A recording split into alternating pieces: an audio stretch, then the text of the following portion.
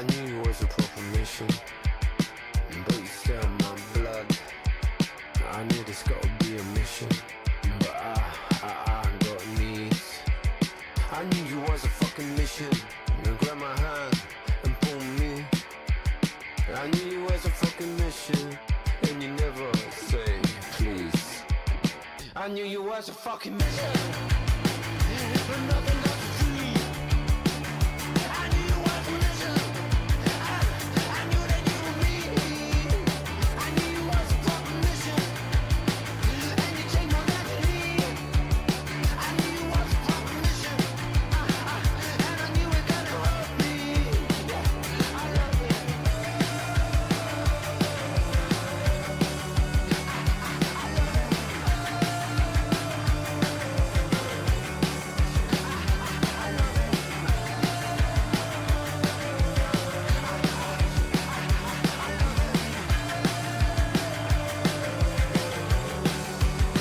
I'm not a man trying but tell me what you need.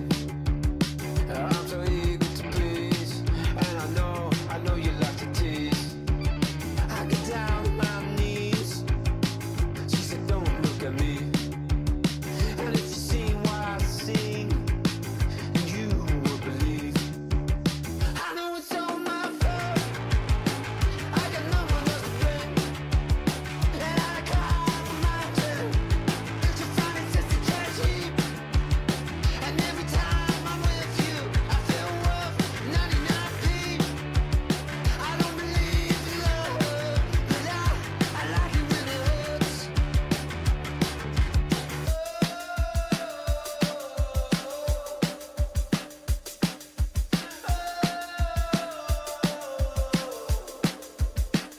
I knew you was a proper mission, man. I knew you was a fucking proper mission.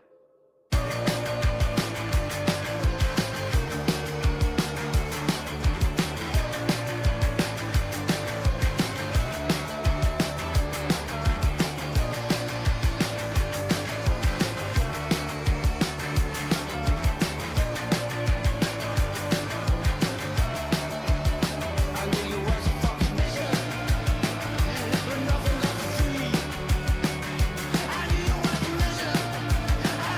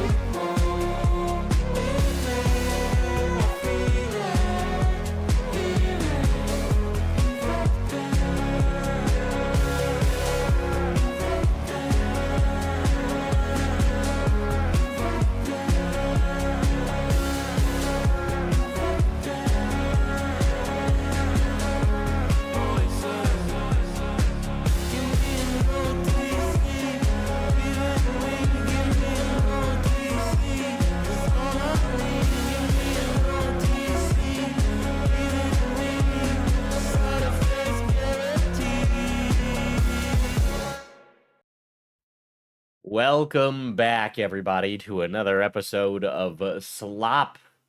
Slop for your fucking brain. Before we get into this, Wow, that's actually really funny that the one of the cheater in this scenario did a 3-minute video. That's really funny. Anyway, we're back at it again with another stream. We're back to your regularly scheduled programming. Okay, unrelated to anything like actually important, okay? I okay, listen. I'm going to throw some shade, okay? I think it's really funny that I'm talking about the GTA leaker and Dark Viper making a long tweet about that, and more people were interested in listening to that than the Flock thing. I get it, but then also what the fuck, bro? Like what the fuck?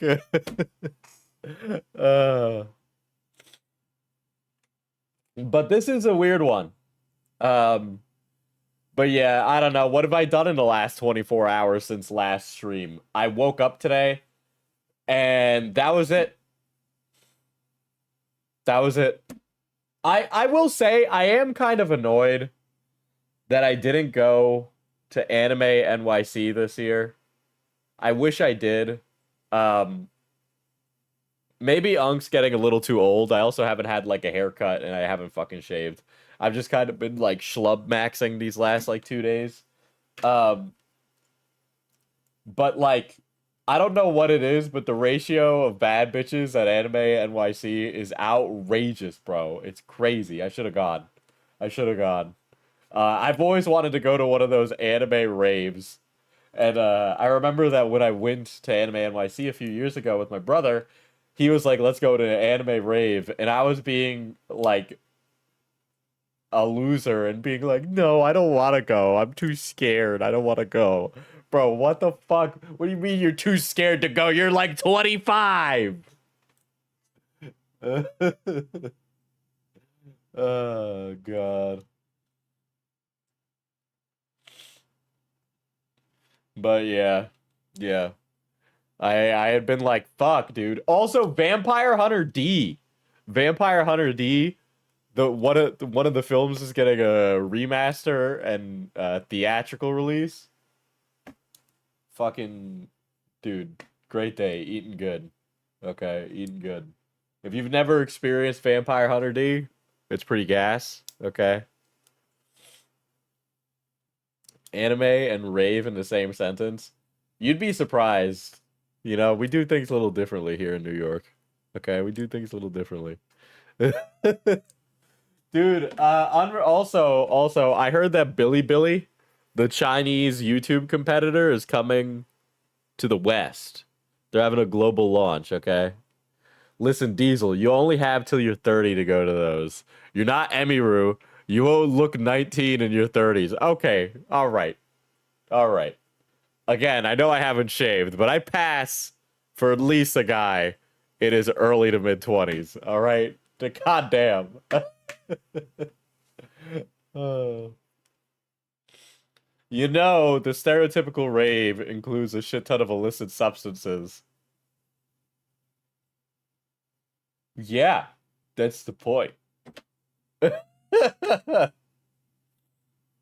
Oh God. But yeah, I know I'm not I don't have the you don't look a day over 40. Tell me about it, dude. I feel old. I should have gone though. I should have gathered some friends. I definitely could have gathered some friends and went. I'm almost like kicking myself because I was saying in the back of my head, I'm like, oh, I want to remember to go to that when it's time. Which is like, fuck, whatever. I don't know. It's not like I can go to the California one. Or it probably happened already. I don't know.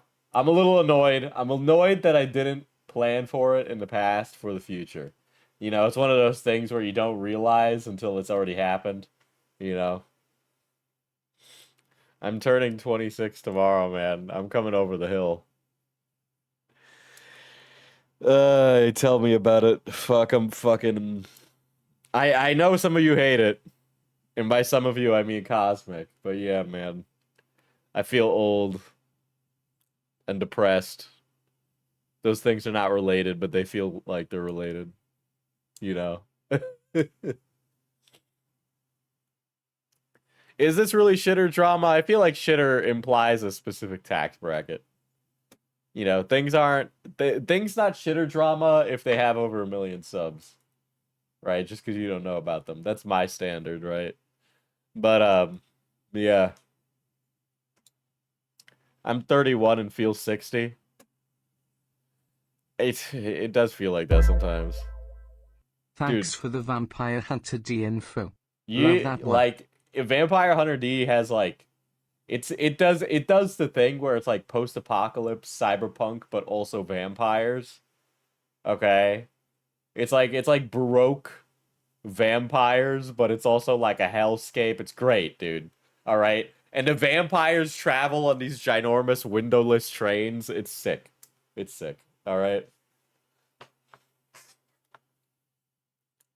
Shitter drama basically means a random drama that isn't crimes like SA and PDF behavior. Not to be John Dictionary, but I feel like these words are losing their meaning, you know? uh according to Dungeon Chill, the vampire honey. Sorry, I'm yawning. The Vampire Hunter D novels are kind of mid, according to him, but it is a franchise that I have been interested in, and it's hard to come by. It's like one of those things where you would like see it on a VHS rip in the early 2000s and then never again. But yeah.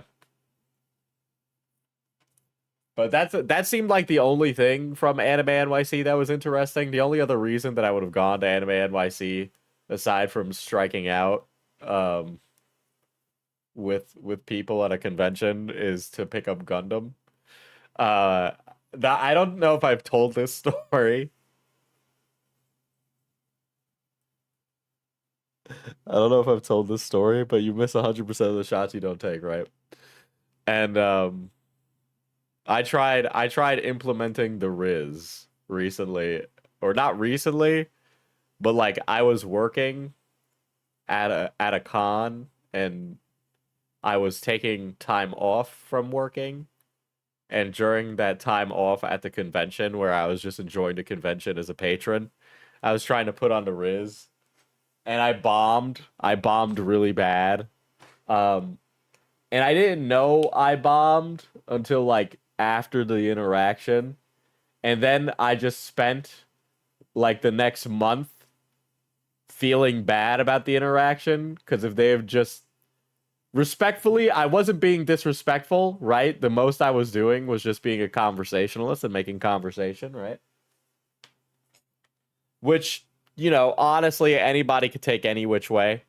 That's really all I was doing.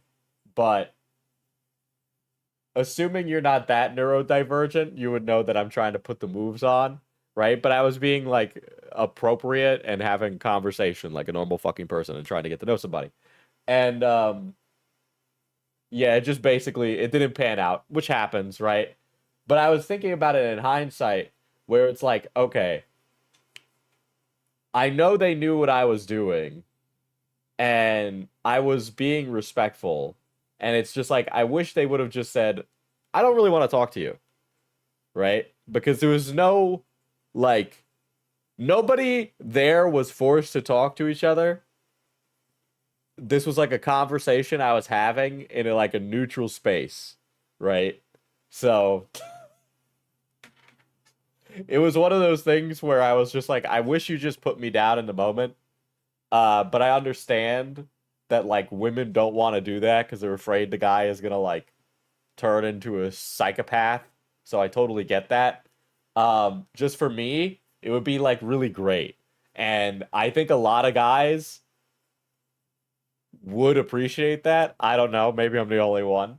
But you know, anyway, I basically did all of this, and I told my IRL girly pop friend Brittany about this, and I was like, yeah, you know, it went really bad, and I feel like even though I wasn't being weird, that I made them feel uncomfortable.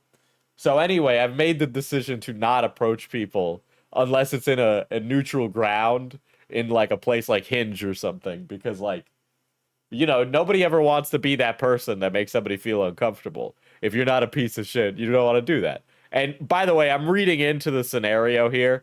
They might have not even thought a single fucking thing about it. I'm just using my best judgment. Anyway, but that was my decision, was that, yeah, let me not try that ever again. I never know when to talk to other people at cons. I feel like everyone's just trying to enjoy their con day, and I don't want to interrupt. Yeah, that's true. That's true. You kind of have to find like a space at the convention where like talking is more like appropriate. Really, I'm super serious, and I know this is more for like the neurodivergent conventions, right? But they have like the things where they have like different tags, right? Where the tags are like, I want to talk to anybody. I only want to talk to my friends that I already know. I don't want to talk to anybody, right? And it's like a different three-colored like system that they have on the badges. That would be really great to have at more conventions. It's not totally normalized yet, but I think it would be good. But as somebody who's made like this conscientious effort in the past year to be social, right? It was like such a huge blow, but you know, it is what it is. Uh Seriously, Diesel, I find it hard to imagine you making someone feel uncomfortable, but they might not be interested, but that's a different thing. You never, that's the thing, is that you don't know because people don't vocalize it. If somebody, and I'll do this now, if somebody is saying something weird or somebody's being fucking strange, right? I'll just say it, right? I'll just say those things because usually I can read the room well enough to know that's strange and then just shut it down, right? Because a lot of people aren't doing that and nobody wants to like kill the vibe. But and I've talked about this on the Loaded Dice podcast, which is our D&D podcast with KJ Hal and myself, where like you need to be you like as the dungeon master, like sometimes you need to shut down people being fucking weird at your table. And you do need to give them that like social pressure of doing it in front of everybody else. You can't pull them aside, you got to do it there. You got to do it in front of them.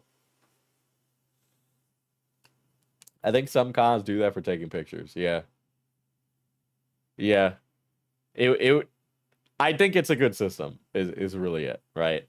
But there was we had this conversation about it after where she was like, "No, Diesel, well like, you know, it went bad that time or I assume it went bad, right?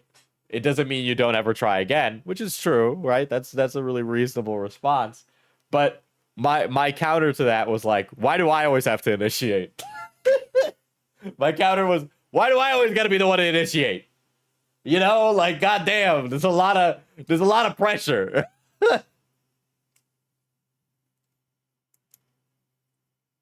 Diesel saying he passes as a younger guy while his ponytail is turning him to Jada Pinkett Smith. That's very funny.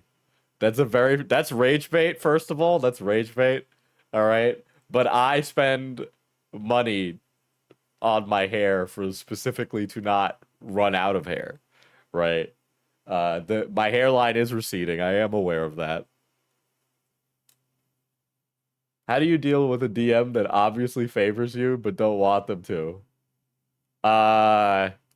You say, stop giving me special treatment. But you do it at the table. You gotta throw it back at him. It's definitely different. No, we should talk about that on the pod, actually. We should talk about that on the pod. That would be a good episode. Basically, you know, we've talked about the bad players. What about the bad DMs? That's a really good one. I gotta put that in. But yeah, anyway, that's my life anecdote now. Okay, that's my life anecdote. I'm so tired. I had to clock in both jobs yesterday and tomorrow I go in for training. I spent all day like sleeping and being productive today. Yeah, tell me about it. worked yesterday, and then I streamed, and now I'm streaming again today, and I streamed Friday. I am really tired, not to mention the work. You should do RPG horror stories content? No, that's already like there's too much of that shit from Crit Crab. Nobody cares. Like Reverse Crispy's Tavern? No, I can't fucking stand that guy. And it always becomes drama anyway, so like I want to make content that actually helps people enjoy their hobby and get better at it. And I think channels like that are an anathema to that. Not to say that like Crit Crab is bad, really. It's really just reading Reddit stories. But I do think that that stuff is not productive for the hobby. Not to say that we can't talk about drama, right? I think the one-shot questers thing was a really good example of that. But like, you know, it's like, how do you turn those things into productive conversations or actionable advice that people can work on?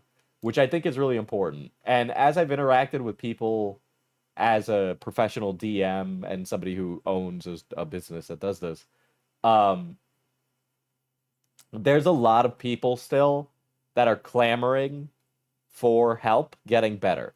Of course, there's guys like Bob Worldbuilder and Ginny D and all of these other guys, and there's a lot, and they're out there. But being a D&D content creator and making content about it and DMing for your friends versus DMing as somebody who DMs professionally, which I do for money, is a totally different ball game. And so, like, I have something to offer there. There's like a little bit of an expertise that they don't have. Not to say that they're any less skilled, but like the difference is there. I haven't tried Mothership, but I've heard good things. Yeah, the favorite backstory becomes the whole campaign. Yeah. I mean, okay, there's like two things to that, where on one hand, it's like, well, we could talk about the concept of knives, right? From that Reddit post. You want to give your DM a lot of knives, right? So if a DM doesn't do that, and you could end up with a character who's like a bit character with nothing going on, or you could end up with a character where they took away the knives, right? I had someone at my table who had a few knives in their character's backstory, and when I talk about knives, I talk about narrative hooks that I could kind of like latch onto like a fish and pull on that string, right? And then they kind of had like a character swap, and some of those knives were taken away. Like they wrote a character that was more engaging for them personally to make, right? They made an OC that they were excited about for themselves, but I know as a DM will be a less dynamic and interesting like character because there's not as much going on. And it makes it difficult for me as a DM to include that person as an active participant in the story because of that change, right? So that's what that is, right? But there's like tons of different ways that like that could be an issue. The point is that you want to have unresolved conflict in your character's backstory, so that way your DM could pull from it, you know? How do you feel about the culture divide between wargamers and theater players at RPG tables? I don't think they they don't cross as much. I think the people that get mad at D&D because it's kind of like a game for theater kids now are severely misunderstanding how the game works these days. You could still play games like old school D&D, like AD&D, but AD&D is significantly a different experience, and that dungeon crawling wargamer type game is just a different game. So when these guys get all up in arms about Brennan Lee Mulligan, they are kind of not understanding what 5th edition is versus what, say, AD&D is. And both of those are valid games. It's when you try to say that objectively we must be playing the most recent one. But the reality is that those guys are actually just kind of LARPing, too. But Yeah, I mean, like, obviously, like, all of those old games take inspiration from, like, wargaming. Everything goes back to, like, the 17th century, like, Napoleonic wargaming stuff. Are all D&D players closeted nymphos? Maybe not that, but I feel like there's a larger majority. Okay, Poos, think about it like this, right? It's a hobby that attracts people who are going to be more socially awkward. It's a hobby that's going to attract people that are more neurodivergent. And I might be drawing some very weird correlations here, but I feel like people who are a little bit autistic are a little bit freakier. uh but maybe not all of them. I feel like there's a gauge, right? I can always tell when somebody's kind of got some weird shit in the back of their mind, all right? Yeah. Speaking of old games, the Dark Sun stuff is not the latest front in the culture war, of course. Of course. There's a lot we could talk about there too, but you know. Lots of queer, neurodivergent, and theatrical people. Dude, I'm telling you right now, theater people have lots of, like, in the same way that a kitchen staff has lots of, like, uncommittal, casual sex, right? Like, if you're in a kitchen, everybody's fucking everybody. It's the same way in a theater, all right? Everybody. uh, God.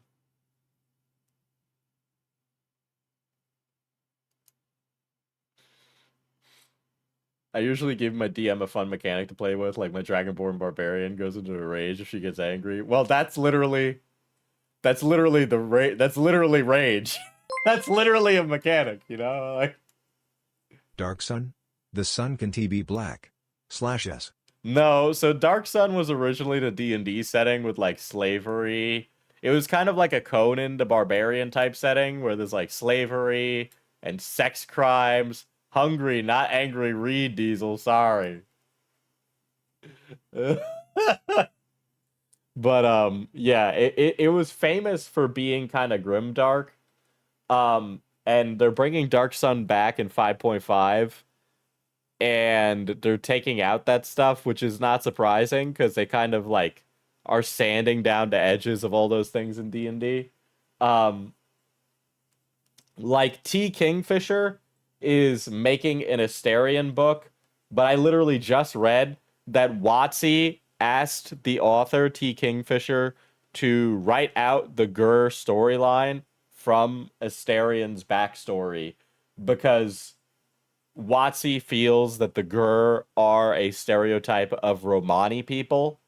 Now, they might be a stereotype of Romani people, but writers get a little bit of leeway with the sentence, any connection to any persons or groups living or dead are purely coincidental.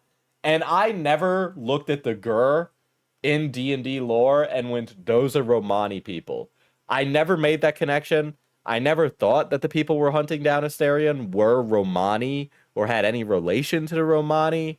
The Vistani in Ravenloft are that, but I don't feel like the way that they were portrayed was offensive.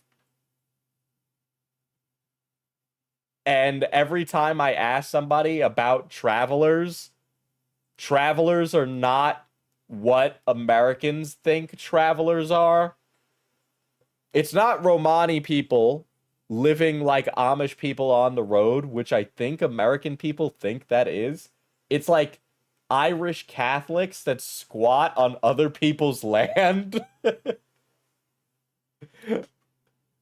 like there's like a historical traveler and then like the modern one, and people conflate the two in a way that's like very weird and like not paying attention to very specific cultural context of these things existing. So that's what Irish travelers are. Yes. If you watch the Netflix series The Gentleman, there are travelers in that.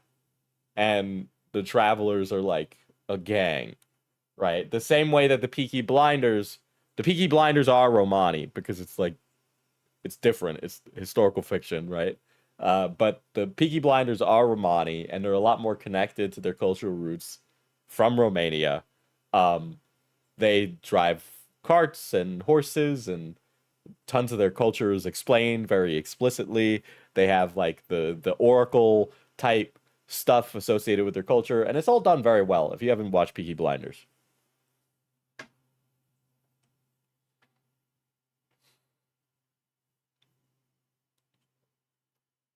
Yeah, you can blame reality TV to an extent and us just being stupid. Yeah. I think people only can think of Romani as Esmeralda from Hunchback of Notre Dame. They just ride in caravans everywhere and put on shows. That's what I think people think. But if I were to describe a group of people that squat on your land Thoughts on the in Rhinos from America, Vampire? if I were to describe that to you and said, imagine there was a caravan of trailers in America and they stay on your land and you can't do anything about it, Americans would be like, well, I just shoot them. Yeah, I'm Romanian, not Romani, lol, but I'm a commie block dweller, basically.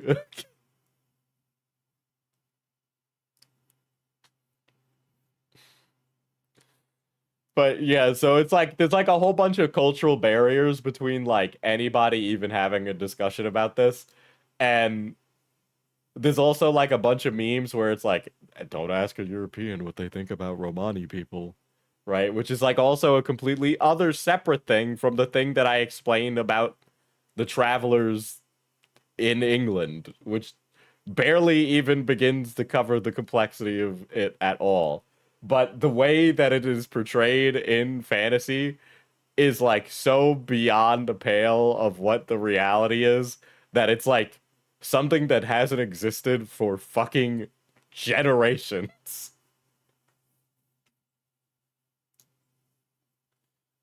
Oh my god, that's on Ravnos. Fucking what? There's like this is on the tip of my tongue. Hold on. Hold on. Oh, the fucking they're whatchamacallit. Oh, this is the this is the vampire clan that was the Romani one, right? This is that one. Vampire the Masquerade is really struggling, by the way, to kind of find its identity. I have a copy of the 5th edition rulebook on my shelf behind me. But it is kind of a rough read. It does the thing where it's like really focused on its own fiction, which is important, but I kind of need to know the mechanics. I kind of hope that the new 6th edition that they're making now comes out well. Vampire the Masquerade came out in a time when being goth was being really, really transgressive, and it is defined by that punk sensibility, and it has had a really hard time maturing since. There are tabletop RPGs that tackle serious political topics. Vampire the Masquerade should be able to do that. If Delta Green and Call of Cthulhu can tackle serious subjects in a way that is not offensive and include racism or classism or any of these other things in a way that is not offensive, why the fuck has Vampire the Masquerade not been able to do it? And why have they been so deathly afraid of that? These are vampires. They've lived for hundreds of years. They are not good people. Some of the vampires, some of the clans sided with the Nazis. There's like tons of other stuff. So it's just like a really weird thing that they're like really trying to be PC about it. Because like the act of being a vampire is kind of an un-PC thing. Not that they should be like racist caricatures, by the way, but like they need to be able to tackle it with like adult writing and nuance, and I don't think that they really know how. My only experience with Vampire the Masquerade was the video game, and the Chinese parts were so rough. The Chinese parts in Vampire the Masquerade Bloodlines are really offensive. However, the characters, while outrageous, don't feel like cardboard cutouts. Like the Jing Shai that are in San Francisco in Bloodlines are just as interesting and have a culture. And it is very real that they have a culture. It's just that they do the Chinese accent thing. And it is the Chinese accents that make it bad. But they are an entirely complete culture in the vampires like White Wolf universe and canon, and they're really interesting and cool. However, I don't think that White Wolf / Paradox has the cojones to ever address that elephant ever. We gonna get to the drama. It's been 20 minutes, if not more. Explode. Explode. Fucking rage bait ass chat. Explode. I'll get to the fucking drama. Fucking there. All right.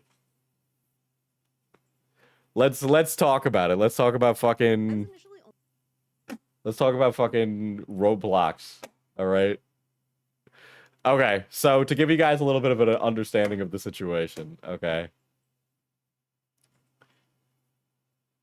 What happened is that there's a YouTuber by the name of Megan Place. Masterfully baiting Diesel today. Listen. It's been a really long time. I'd like to stack some wins. I still haven't stacked any, but I'm waiting. How bad is having accents? I remember Ido Scott criticized for the Hispanic accent, but they got Latinos who talked like that. Yeah, Latinos do genuinely talk like the meme. I do it. I talk in Spanglish all the time. Here, I'll play that, and then I'll fucking go over this, okay?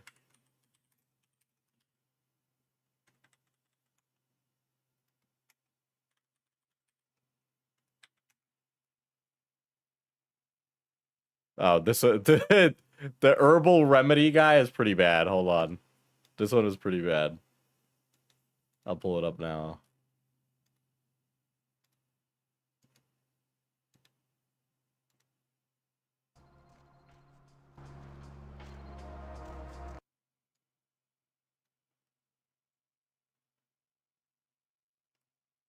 Dude, this is loading for most of the clip.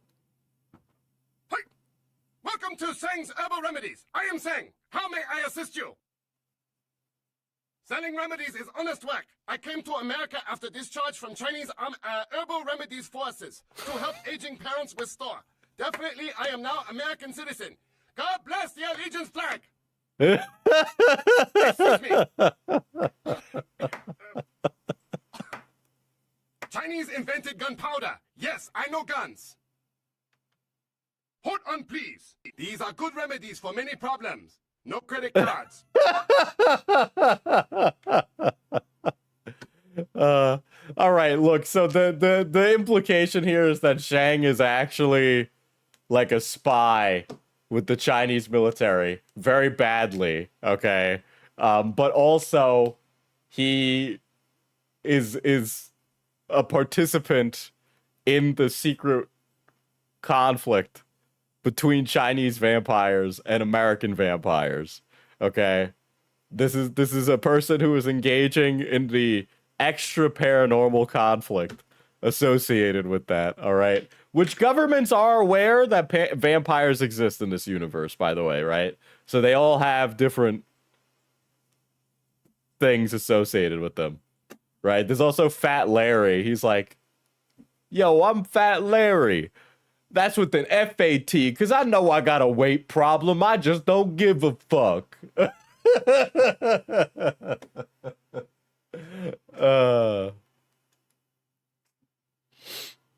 Anyway.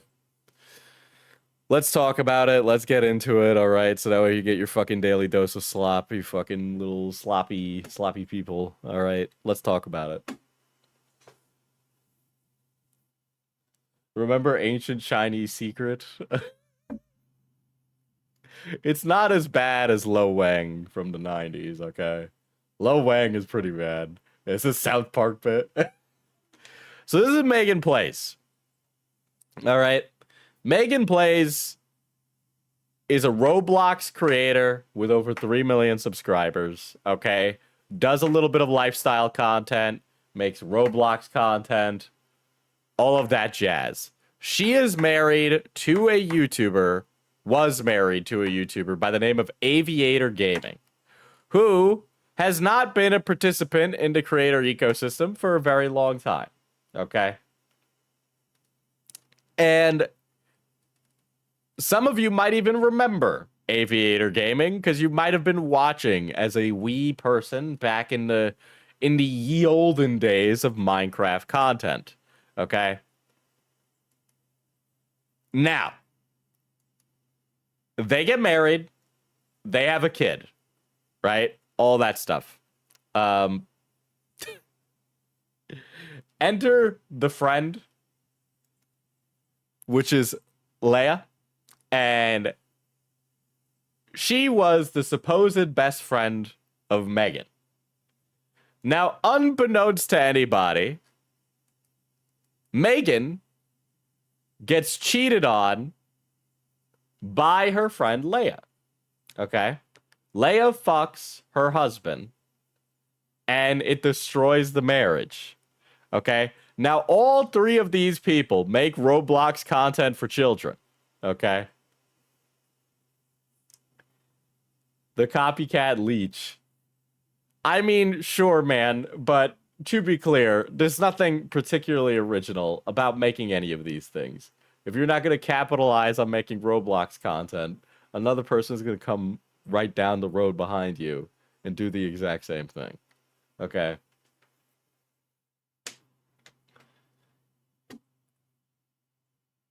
But the long and short of it is that, and it'll be more explained in the video, but the pitch is that Leia basically slept with the husband, and then, you know, of course, the husband and Leia doing the Watusi blew up Megan and Aviator Gaming's marriage. Okay? So this blew up the marriage, it blew up the friendship, and it became a really big fucking deal. 3 days ago, I saw this video with 2.3 million views in my feed and went, what? Did she sleep with the husband in Roblox? The Roblox is the intermediary here. The Roblox is the sinew holding this all together, okay?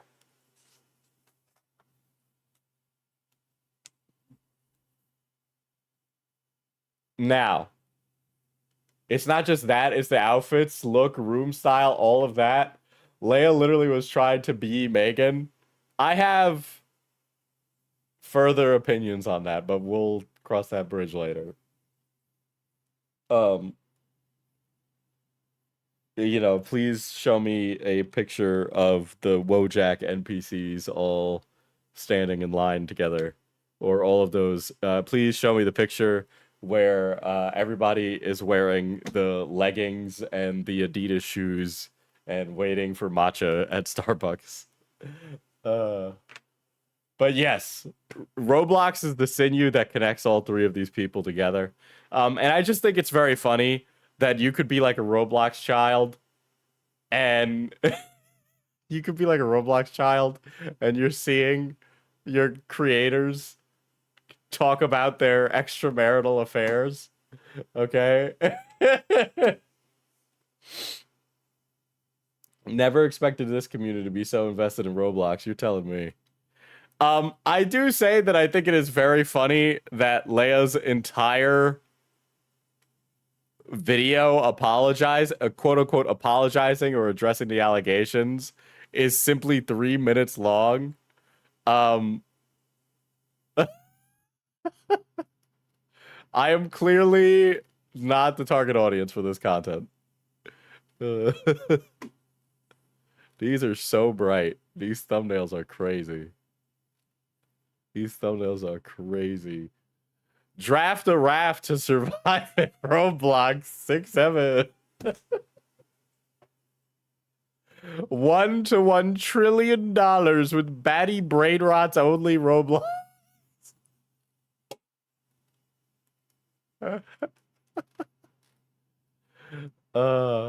Now you could say that Leia is copying Megan, but like Megan is making lifestyle content on her channel, and Leia is actually making Roblox content on her channel.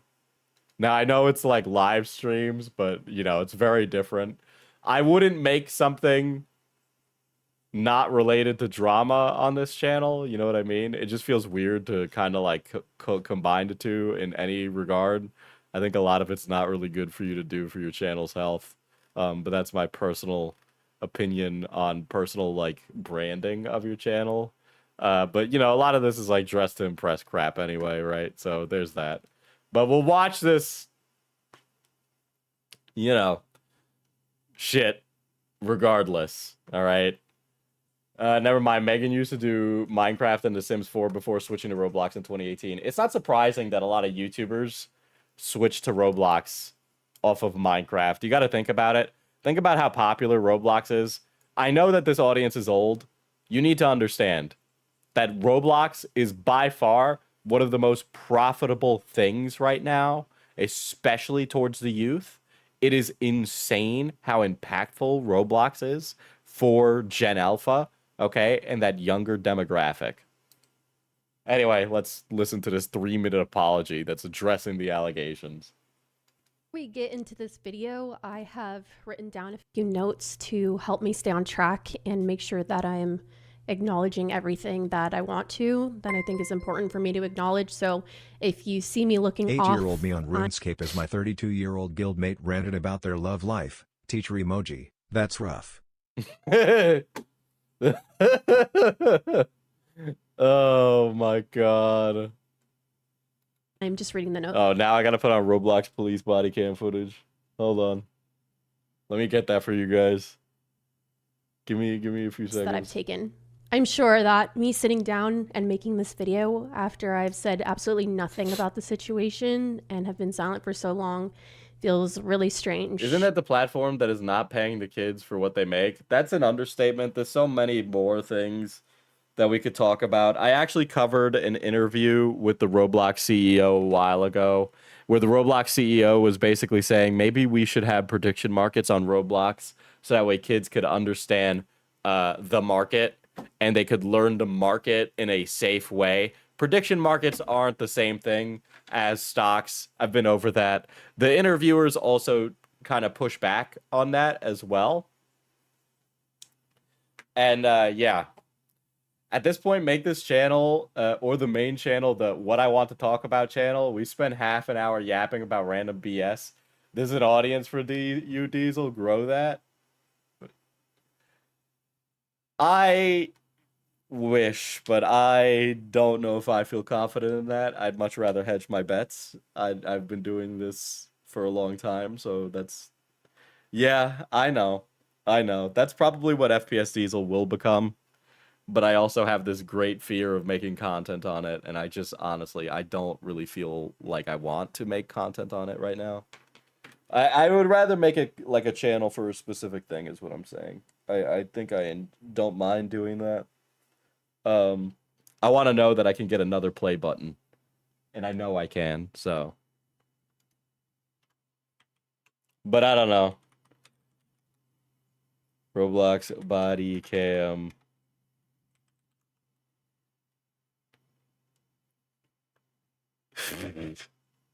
There's a what the fuck is that? There's a house raid Roblox body cam.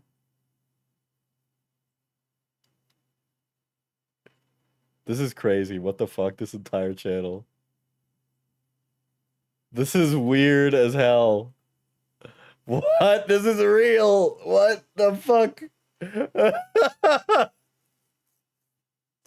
Okay, I'll stop paying attention to that right now. And weird. My intentions of making this video are not to win back any public favor or positively change your opinion of me. Dog splitting hairs here, sitting on that deprives you from achieving the other play button. True, maybe, perhaps. I don't know.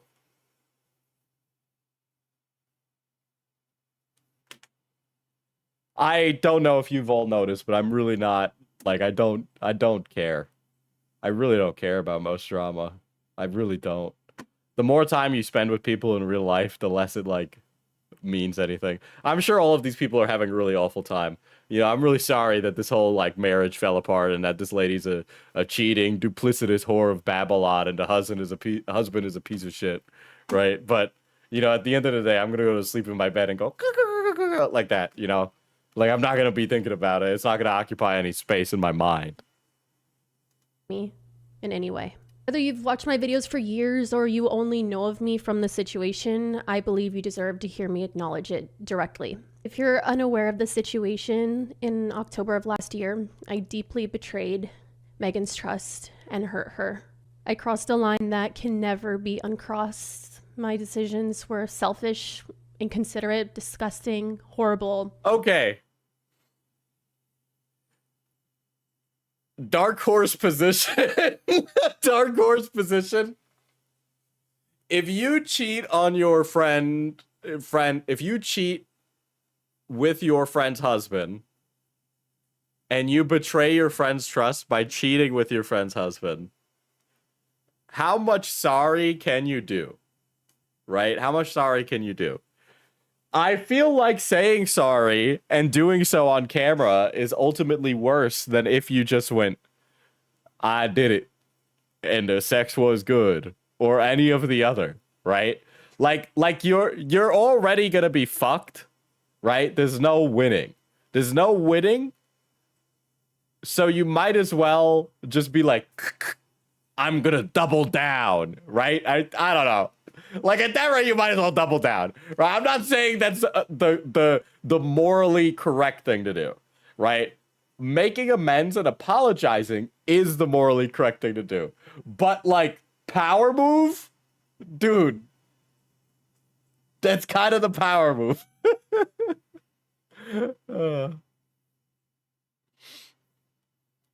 I will also say that Leia brought this on herself. This video, this one, she did herself. This wasn't a big deal until she made this video and then Megan responded to this video. And vile. Although I do regret how I navigated through that situation, it doesn't repair the damage that I've caused or change what I did. I am so sorry to Megan and to She's still with the ex-husband? Well, like, you know, imagine you're the ex-husband. I'm not saying that we need to be nice to Mr. Cheater Andy here, right? But then imagine you're the cheating husband and your new side girl who's become your main girl is hopping on camera to be like, I'm so sorry that I ruined your marriage. And then turning around and being like, hi, honey, who I ruined the marriage with. Just don't worry about any of that stuff. Like what I'm saying is like you might as well just double down, right? Like if you're gonna be eating from the buffet and you know you shouldn't, you might as well just be like, yeah, I'm getting another plate. I'm gonna help myself to some more. Like you're not gonna be the more moral person. You might as well just not. And now you're just gonna be making things like you're just making it worse, honestly, right? Like her making this video is making her situation worse.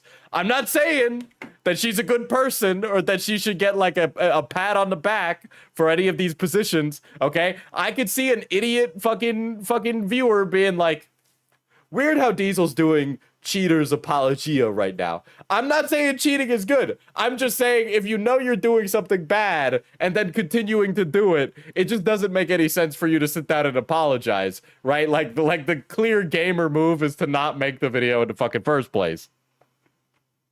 One that I've hurt because of what I did. She never ever deserved to get hurt, and it's horrible. I know that there's nothing I can do or say to relieve any pain for her. I do want to... Can't believe you said cheating is good. I understand that my position would require the understanding of nuance and to actually listen to what I said, but yes. But yes, no. Yes, no, cheating is not good. ... If you're going to stay with the man that you cheated with, you might as well not apologize or make the video. And if you do get forced to make the video, you might as well say, well, I'm sorry the marriage is over, but we truly love each other. We should have been more appropriate, but we're still together. And I'm not sorry for loving him, right? Or something like that. Or any of those things, right? Like anything. It seems weird to give like a blanket statement apology out of nowhere. Is this Turkey Tom intended 15 years? Well, Tom got way too much shit for that position, by the way. He got so much shit for that position. Okay? Again, it's not saying that cheating is okay. Obviously, it is something that is very hurtful to do. I have not cheated. I have been cheated on. I've told that story before. But I've also come to like understand that people fall out of love sometimes. Right, and that's totally okay. The real deciding factor is whether or not that like you whether or not you have the mental acuity to have those difficult conversations to break up with your significant other. And a lot of people don't, which is why they end up cheating, right? Because cheating is them going, I want to move on to something else, but I'm afraid of hurting this other person, or I'm afraid of like addressing the needs that need to be addressed, or a various assortment of other things. Either way, there's issues and they're not being addressed, right?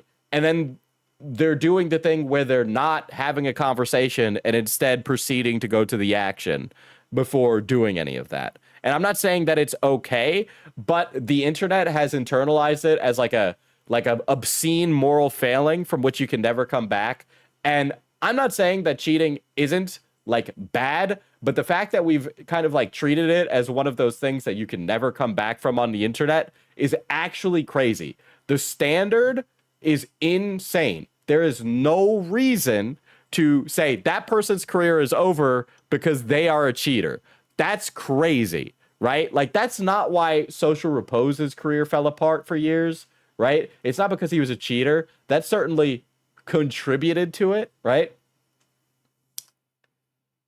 But the thing that actually contributed to it was that he was childish, he was manipulative, he was making domestic situations happen. The cheating was just a small part of a much larger conversation about his actually like kind of toxic and awful attitude and behavior towards people in his life, right? Cheating was just one aspect of that. However, it often gets reduced to Social Repose. You mean the guy who cheated on Jacqueline Glenn, which is not really kind of understanding why that person is bad and why that person shouldn't be let back in the house.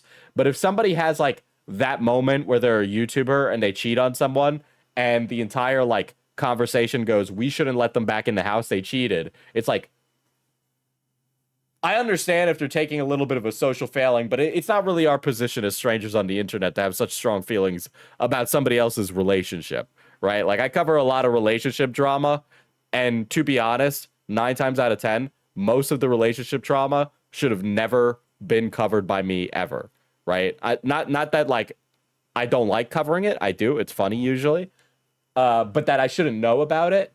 Because really a lot of it is just two people who are incredibly hurt going at each other and making it everybody else's business. So that way everybody could pick a side in a personal fight. That does not need to be everybody's business. I think it is really, really inappropriate that we've almost kind of normalized the fact that we can talk about other people's relationships online when we don't know them, right? And that it's almost okay, right? And that it's okay to do that. I understand that I engage in that. Oh, you criticize society and yet you live in it. Yeah, I do. I can do both. I'm not having trolls remorse. I understand that what I do is like part of the problem. But but also in the same breath, Saikuno's kind of fucking crazy, right? Like that Saikuno stuff was fucking bananas. Yeah, I also just don't need to know what's going on most of the time in a creator's personal life. It's not really my business. And some people are really emotional about other people's business. Like, I don't want to, like, steel man this lady, because she is absolutely, unequivocally, objectively in the wrong. All right? But I do think sometimes you guys get way too, and I don't say you, I'm saying this to chat, but I'll also say it to the internet. I think some of you get really way too personally invested in these people, when the reality is that we should just all be rubbernecking like we're driving down the road and having a good time. Some of you don't rubberneck, you get like actually really personally invested, and you need to not do that for your own sanity.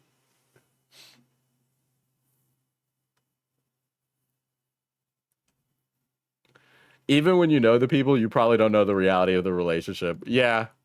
Even in those like cringe messages. So like when you remember the stuff with Saikudo and all of his dorky messages, right? It's like we don't know how much of that is like normal conversation versus like him being like a corny bitch, right? I don't know. Like I've said really, really corny things to people I've dated. Okay.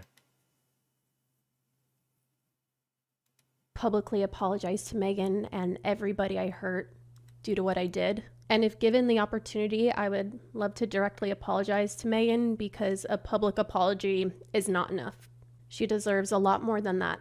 There's been a lot of things said online, so I just quickly want to run through a couple things and clear them up. I know there's a lot of rumors regarding Zach and I's relationship and why I'm still in the relationship, but I want to assure you guys that I am choosing to be in this relationship and I'm not trapped. I know. What? Wait, I need to go back. I need to come back and listen to that. Not enough. She deserves a lot more than that. There's been a lot of things said online, so I just quickly want to run through a couple things and clear them up. I know there's a lot of rumors regarding Zach and I's relationship and why I'm still in the relationship, but I want to assure you guys that I am choosing to be in this relationship and I'm not trapped. I know. I feel like the speculation on this might be actually really outrageous. As somebody who is currently rubbernecking, to continue that line of thought, have the fans been assuming that Leia is trapped and that she is like incapable of making her own decisions? Like she is chosen to be in this relationship with this man who is married, you know? I just love that by the way, this happens a lot. This is clearly a grown woman, and clearly somewhere before this video came out, there was speculation that she was probably she was probably infantilized before this, okay? And that the Zach guy was the sole doer of the deed. But you know, it takes two people to cheat on a marriage, right? So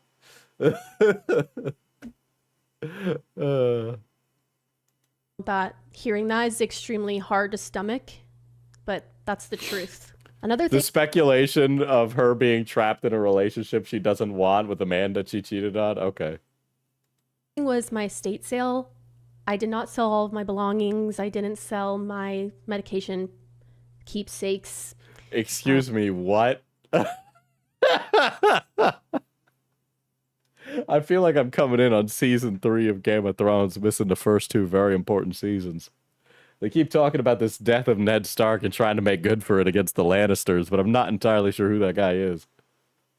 And journals, my personal journals. What you saw in those photos were a combination of Zach and I's possessions as we were still actively living there, and not everything in those photos were for sale.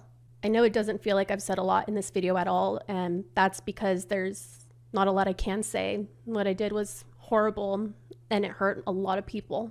I feel like getting any deeper into this situation or explaining how things transpired is not up to me. And why is it should not be up Minecraft to now? me. It's a Minecraft No, a lot legacy. of you were very disappointed in what I did. I completely understand, and I don't expect you to see me any differently after this video, because it doesn't change what I did. I removed all of the filters on my comment section that were there before. I don't want to block or delete anybody who is expressing the way they feel about what I did. The purpose of this video is to... See, and that's really what's weird about this, right? She probably feels bad about it and then has this like weird double feeling where she's like, I really like this relationship I have, but I feel guilty for liking this relationship I have because of how it was gotten.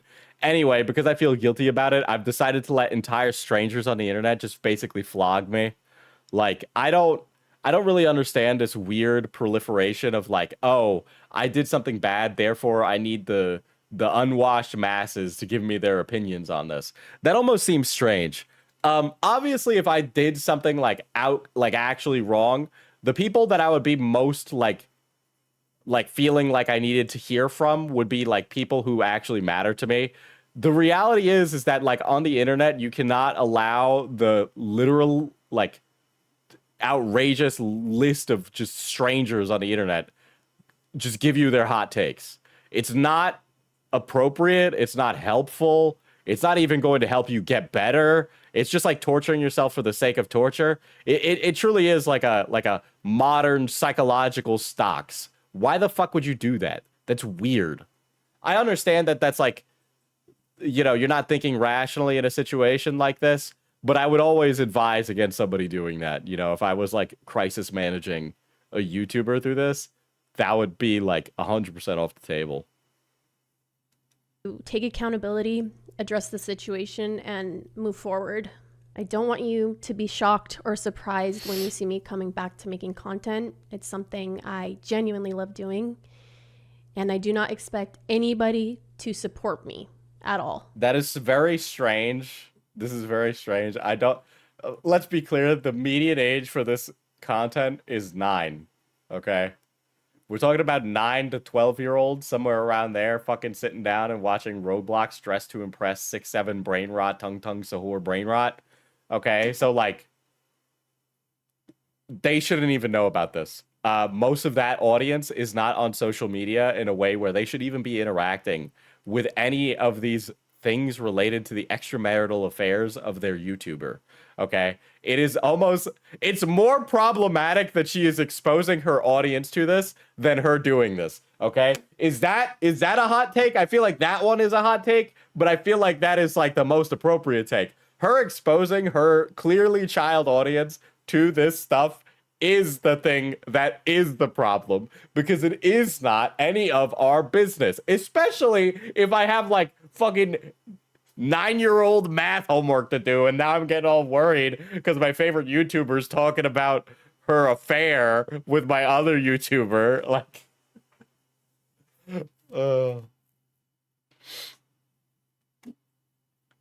if I found out my son cared or watched their content, I would remove all electronics with access to YouTube.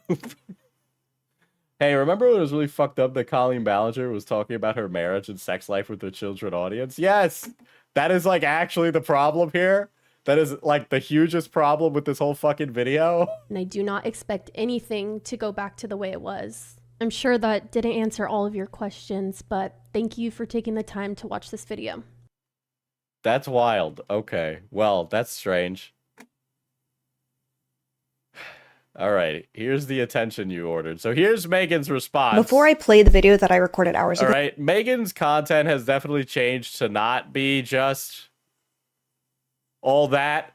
I would like to say that I also find some of the donations to her kind of strange.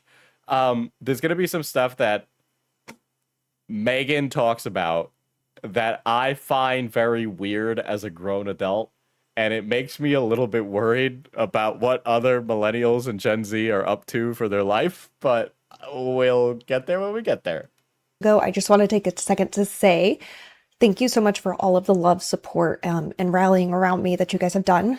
I very much appreciate it. It's been an extremely difficult year for me, as you can imagine, and nothing that you guys say is taken for granted. And I don't feel it's like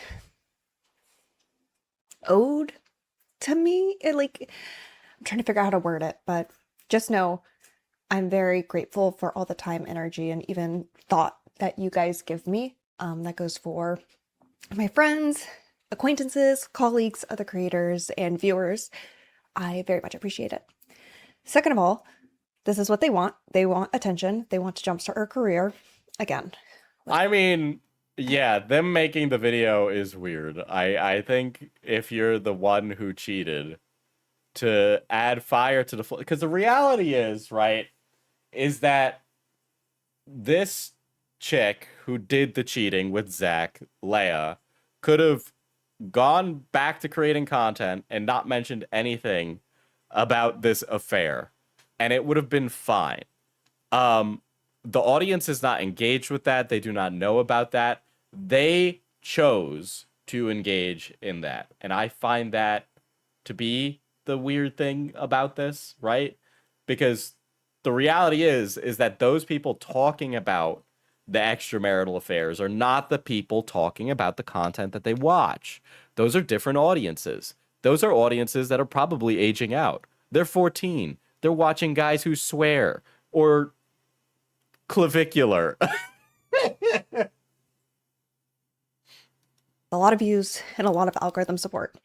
How you can support me is not click on her videos to even tell her that she's a homewrecker. Not even to click into... All right. This is not good.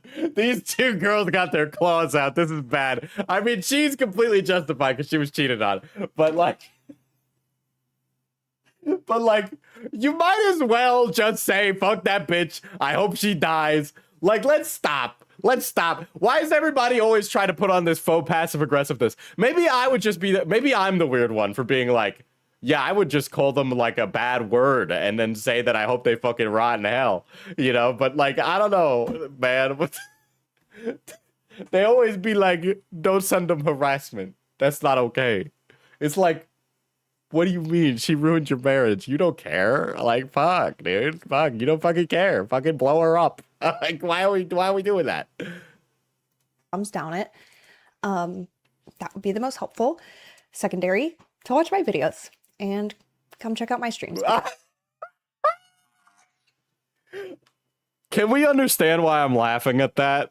Can we understand why I'm laughing at this? Do we understand how outrageous this is? Where regardless of how bad this situation is, this feels like I'm being marketed to. And I think that it's really funny that I'm being marketed to on the back of this lady's failing marriage. Okay? I understand it's a very difficult time, but I do also find it incredibly funny that I am being marketed your Roblox content on the basis of your, like, being a victim of an extramarital affair. I stream regularly now, here, TikTok, and Twitch. There's my self-promo for everything that's happening. Please do not download this video and put it in its full capacity up on TikTok. That directly hurts me, but you... I'm sorry. This is weird, right?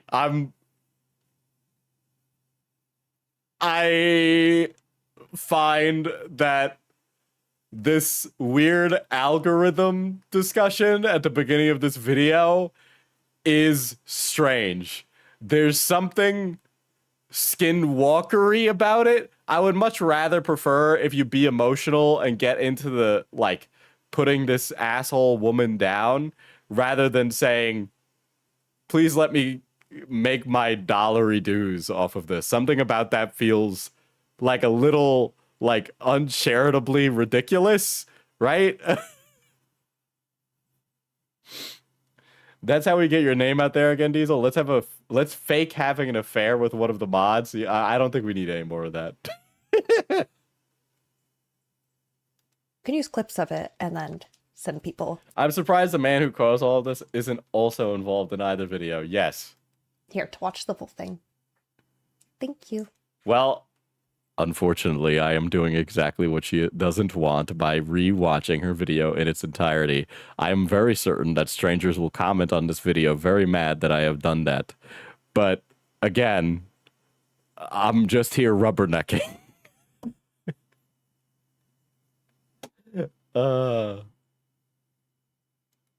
I have a lot to say, but I'm going to try to keep it as concise and level-headed as possible.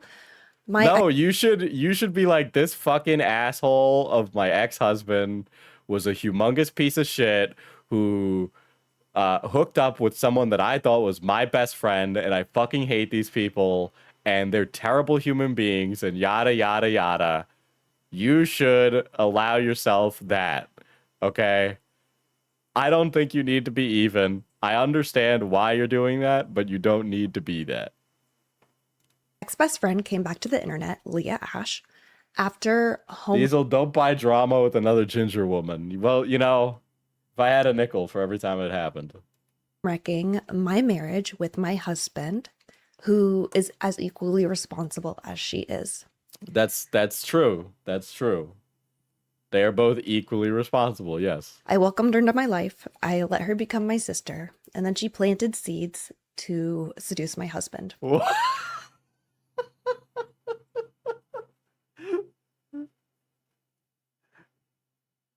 I understand that you're making an analogy, but that analogy almost makes it sound like your husband was like a dullard idiot who was driven to this harlot of a woman by like a trail of Cheerios on the floor. But okay. Maybe that's an accurate descriptor. That is a very outrageous. That's really funny. Which he fell for it because he's. What do you mean?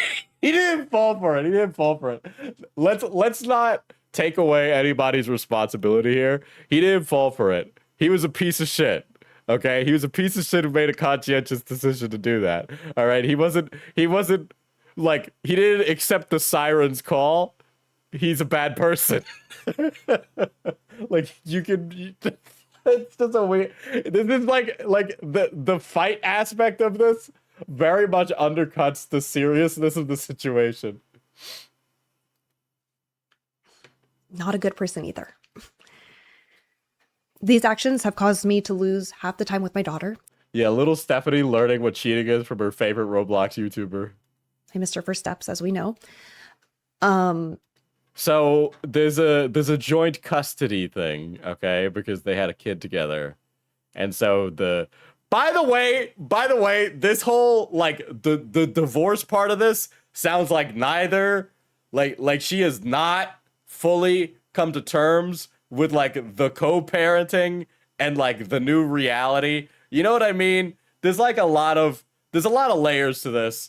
And I can't even begin to like broach on all of those, but it's like, you know, you gotta, at some point, if your husband is going to stay in your child's life, which seems to be the case, you are going to have to live with co-parenting with this person the same way that Ned Fulmer's wife has to co-parent with his children, okay?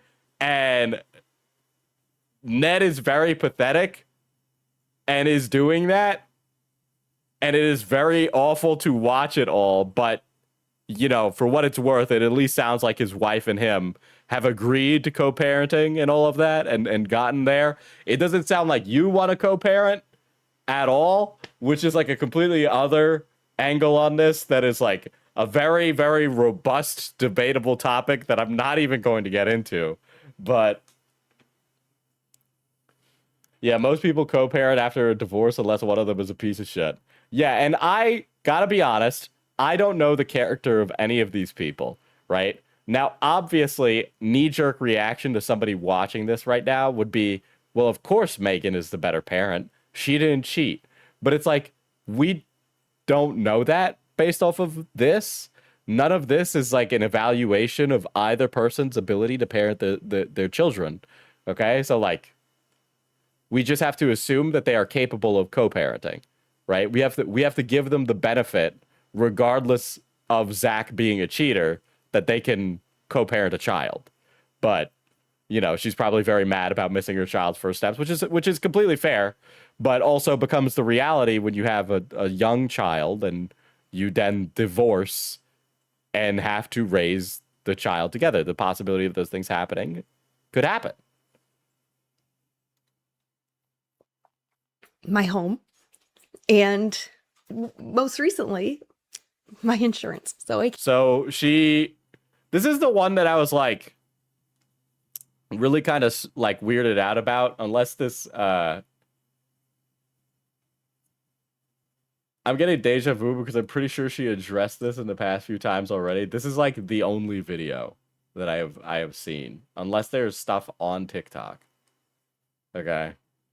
But this is the one that I thought was very strange, right? Because like they had a divorce, but then she like lost a home in the divorce. And yeah, she must have been on her husband's insurance. Yeah, it had to have been that, right? But it's just like maybe I'm just assuming that she would be like a very successful person on her own. By the way, maybe this is too fucking millennial and Gen Z of me, but like I think like combining your assets with your partner is bad, and I don't think you should do it. I think that on TikTok, yeah, okay, then we'll go to that. We'll go to that after this. But like, I don't know. I never think you should do that. I understand like if you are going to be getting on like your partner's insurance, there's a lot of reasons for that. But I fully believe that being financially independent from your partner helps both of you have a lot more respect and autonomy for each other. Part of a relationship is being able to respect each other's boundaries, you know? And I think there's like a certain like subsect or like a generation before mine that was totally cool combining their assets with their partner. But every time I speak to a young person who has combined their assets with a partner, it has always been like a really bad idea. I think you should be like financially stable on your own, regardless of whether or not you have a partner.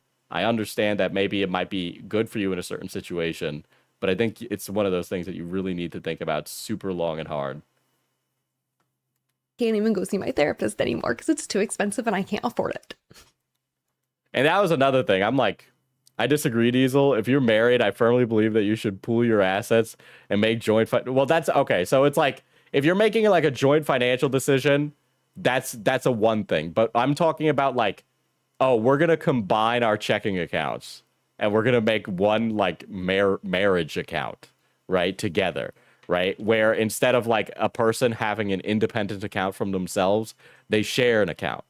Because in my experience and perspective, a lot of the time, someone in that relationship is going to be the breadwinner, and they're the one that's going to be holding a lot more control over that account than the other person, right? So it's not like making joint financial decisions with your partner. These are like things where it's like, instead, you're like giving away your ability to make decisions, right? Yeah, like you could have a shared account and separate account, but I have seen and met many people who will combine their accounts together and then that's it. All right, maybe that's something that happens along certain tax brackets, but like, brother, it is not, you should not do that. But yeah, if it's like financial planning, right, where it's like, oh, should we buy a house? Well, that's probably going to be a joint decision. Should we buy a car? That's probably going to be a joint decision. That's a completely different thing from like asset combining. And another thing, I think prenups should be more normalized. Okay. Prenups need to be more normalized. They're starting to become more normalized, but I think it's absolutely appropriate for everybody to get a prenup. I think every marriage, regardless of how much money you should have a prenup. In the, chance that you guys divorce or something happens, it just makes everything easier to have it all in writing beforehand. And I think it's a lot more fiscally responsible for everybody to do that, right?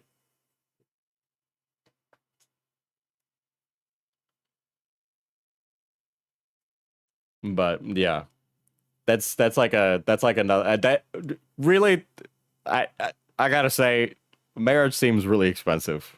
All right, I understand there's financial benefits for it, but I do know many couples who live together. They're not married, and they say that they live separately, but they live together. And actually, because the cost of living is so expensive, they're actually using that little loophole about living separately to get a little extra something and get the nice insurance from the government that covers everything. So what I'm saying is that the system was designed to be exploited until somebody makes one that's actually good.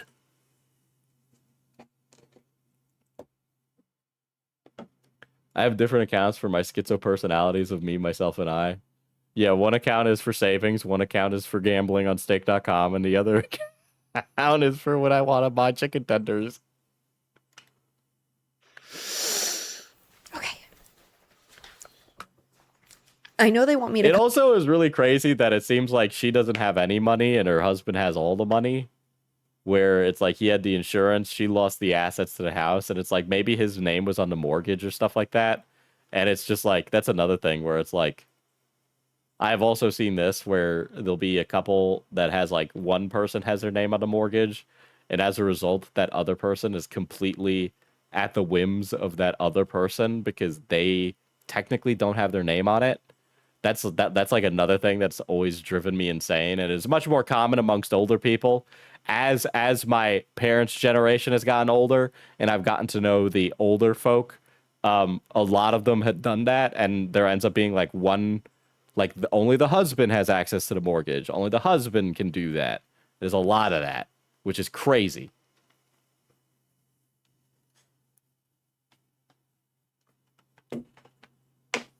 Maybe he has a good job, and that's why he hasn't done YouTube in forever. That's true, but I generally assume if somebody has 1 million subscribers, they've at least made 6 figures sometime in their life, and I understand that 6 figures doesn't go quite a long ways. But if you've been, like, financially responsible, you should very clearly be a millionaire, you know?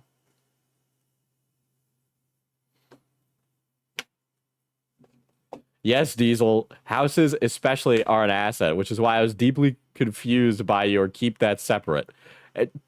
I might have misspoke, but to be clear, what I am talking about is like you basically resigning yourself from making those decisions, okay? Or you not writing yourself onto a mortgage, right? You basically taking like the passive participant position in your relationship, if that is the case. Okay, which happens so fucking much, okay, where they're completely at the whims of somebody else. There's no reason for you to be doing that. There's no reason for you to put yourself in a position where you are financially beholden to somebody else like that. You shouldn't. On the registry. Look up the husband on the... and it happens so fucking much, dude. I might have told this story before, but I have a... there's somebody I know who I speak to. And for some reason, people tell me things. And this person tells me things. And I really respect that they tell me things. But this person told me, you know, that their relationship is on the rocks. Somebody that they've been in a relationship for a very long time. Now, they're not married, but they live together. Their finances are combined because they live together. And it made more sense at the time to do that. Now, the couple, each person likes different things. You know, he likes staying in, she likes going out. He likes going to the, you know, the fucking movies. She likes going on hikes. Fundamentally different people. Their lifestyles are incongruent with one another. And this causes friction in the relationship. So much so that the guy has told me countless stories about how frustrated he is in the relationship and how miserable it makes him and how sad he is. And then I say, if you feel this way, why don't you leave? And he sighs and he says to me, well, it's really hard to do that. Our finances are tied. And then at that moment, what am I really supposed to say? Oh, that sucks. You know? Now, to be clear, these are things that he probably noticed earlier in the relationship and then chose not to address before they decided to move in with each other. Okay? Why are people making you their marriage counselor? I don't know. People just tell me things, man. All right? They just tell me things. Maybe I got a face that says, come on and tell me all your bullshit.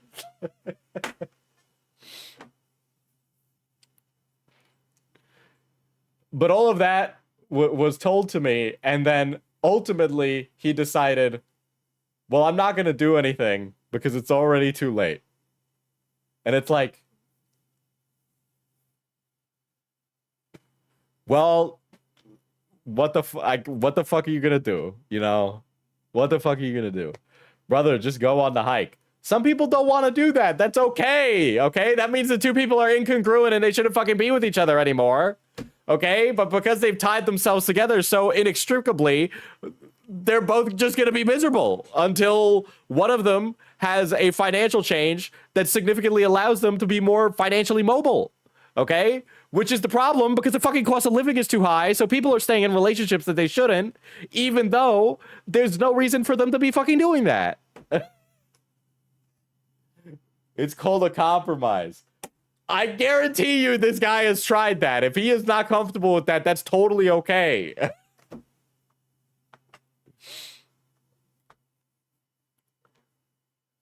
Yeah, sometimes people start yapping and they just cannot stop. Like they've bubbled up into needing to talk about it.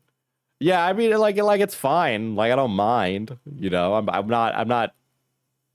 really ambivalent. But it just showed me it's like, okay, well, you really probably shouldn't be doing this unless you're like extra 110, 20 fucking billion% sure. And then every other time I hear a story about it, it's always like the worst thing. And it's like from a majority of the people I know that are hitched in a way that is significantly binding them to somebody else. But a lot of it, by the way, a lot of this, by the way, exists downstream of the fact that we have a bad fucking healthcare system and that we have a cost of living situation that is significantly fucking fucked. Okay, because the cost of rent in shitty places is high, and as a result of that, young people are deciding to settle down in things that make them completely uncomfortable or feel shitty or miserable, and deciding to do it anyway because the alternative is that they're gonna live in a room with like 5 other strangers that they don't fucking know, and they're gonna feel uncomfortable and unsafe the entire time, or they're gonna move back in with a family that treats them like shit. Okay, so a lot of this exists downstream of much larger macro issues that are contributing to people having like a miserable life experience. Okay, if you are not happy with someone, you should be able to walk away from it. But people are putting themselves in situations where they are unhappy and unable to walk away from it. That is my problem. That is the crux of this. That is my fucking thesis statement. But like people are doing that too much. It happens too often. Okay. And the way that the world is, people are putting themselves in these situations where they just can't fucking walk away. And that's really fucking awful. All right? If you don't like hiking, don't date someone that hikes. Absolutely. But if you're in a situation where you find out your partner likes hiking and it really is the straw that breaks the camel's back, you should be able to walk away from it. But we live in a world where sometimes that's not even possible because it's so financially expensive. Oh yeah, I've seen way too many older gen people effectively stay in marriages with a person they've grown to hate, and they intend to basically outlive their partner. I will never understand that. Do you realize how fucking often that exists? That is so common, okay? I don't know how to tell you how fucking common that is. It's insane, all right? And I am seeing it happen with people my age and plenty of millennials because it's so difficult to be alive. This does relate to third spaces. It actually does. It actually does. It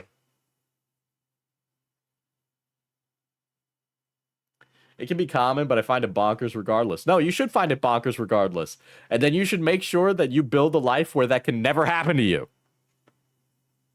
All right? That's the point. That's the point of everything I'm saying. You should be able to build yourself into a position where you don't need to worry about that. Come on here and be filled with rage and sorry, like you see me itching, like this is all causing me a big trauma response. Somebody said I feel like having a trauma response. My entire life is a trauma response. I also found out that it costs like 15 grand to execute a will. Is Will the guy that we're gonna execute? At this point, I'm not gonna lie. They want me to come on the internet. They want me to scream, yell, release the videos, release the recordings, do everything, and just let it blow over so that Leah can come back and make money. It's Leah's God-given right, I guess, to make content if she wants. But that doesn't make her a good person. It doesn't make her anybody that I think anyone should support. Okay, sorry. I'm gonna like try to get through this without crying because this is my reality. People say I'm dragging it, and I think those people mostly just want attention. But this is something I live with every single day, and it has traumatized me beyond belief. The 2 people I love the most deeply betrayed me, and they took away half the time I spent with my daughter.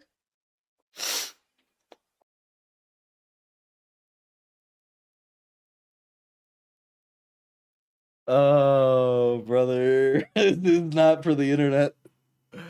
Oh, this is not for the internet. This is not for the internet. I know I say this every time I cover relationship stuff, but this is not for the internet. I really don't want to have the debate about co-parenting.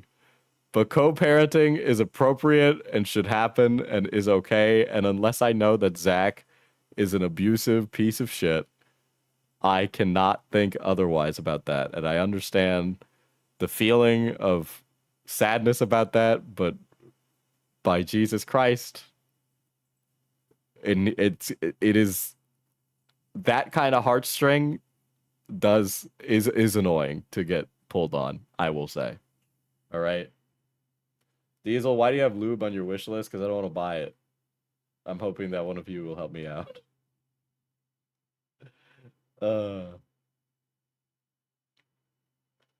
To be fair, this is part of why some people stay married. They want to be in their kid's life. These people's audience is kids. Who is this for? It's for the children or tweens? I don't know.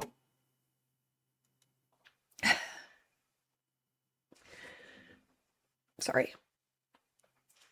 I have some notes here, and I want to try to keep this. The divorce proceedings for this must have just ended, because I do not think, boss. It's for the boss. Lol. It's for the T channels. Yeah, that's true.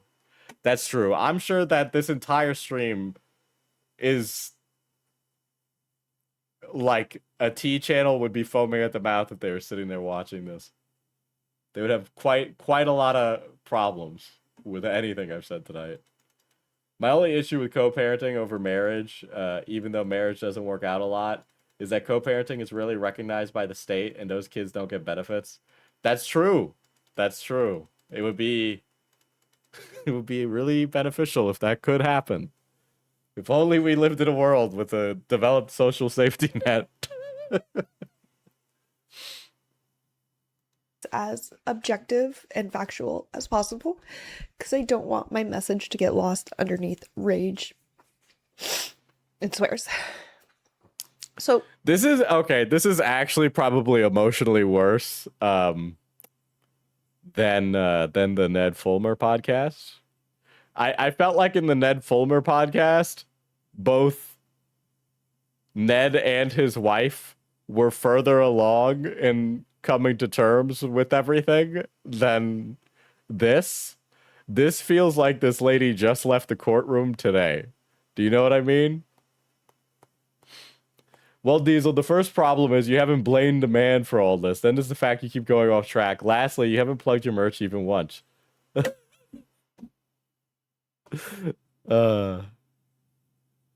Well, I would, you know what? Since we're here and all the drama has expanded, I would like to actually know Zach's position in all this. All right? I would like to know the husband's position in all this. Because he has not been vocal. And if he is not going to even say anything about this, then I just have to assume that he is not just a dullard, but is bad at parenting. Okay, to play a devil's advocate to myself, if you are a parent and your ex-wife, the mother of your children, is mad about the situation of co-parenting and is developing a situation in which it sounds like you are a bad parent, if you do not defend yourself from that and say, well, I am a good parent, then, well, what does that really say about you? Okay? At that rate. Now, I don't really think that this should be any of our business overall, but the die has been cast and the argument is out there now. So either he says something or we just have to assume the worst, right? What else am I supposed to do? My entire perception of this person is based solely upon the two other people talking about the third person involved in this entire fucking disaster, right? So I just have to assume that he is actually, well, quite personally, Megan has described him in a way that I can only say is like a big fucking idiot, which I think is almost charitable, I guess. I would assume that he competently made a decision to cheat on his wife, and he is a piece of shit for that. Not that he is like a dullard idiot who fell into his wife's best friend's pussy, okay?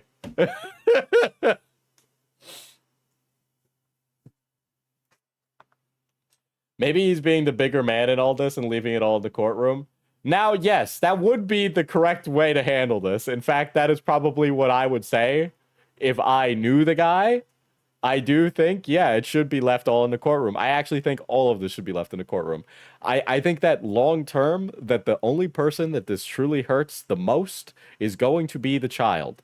Imagine being the child. You grow up, your parents are separated, and then you find out not only did your father, cheat on your mother, but you're going to find out that not just you know about that, but all your friends in school know that. And if you don't think that kids aren't that evil, you got another thing coming.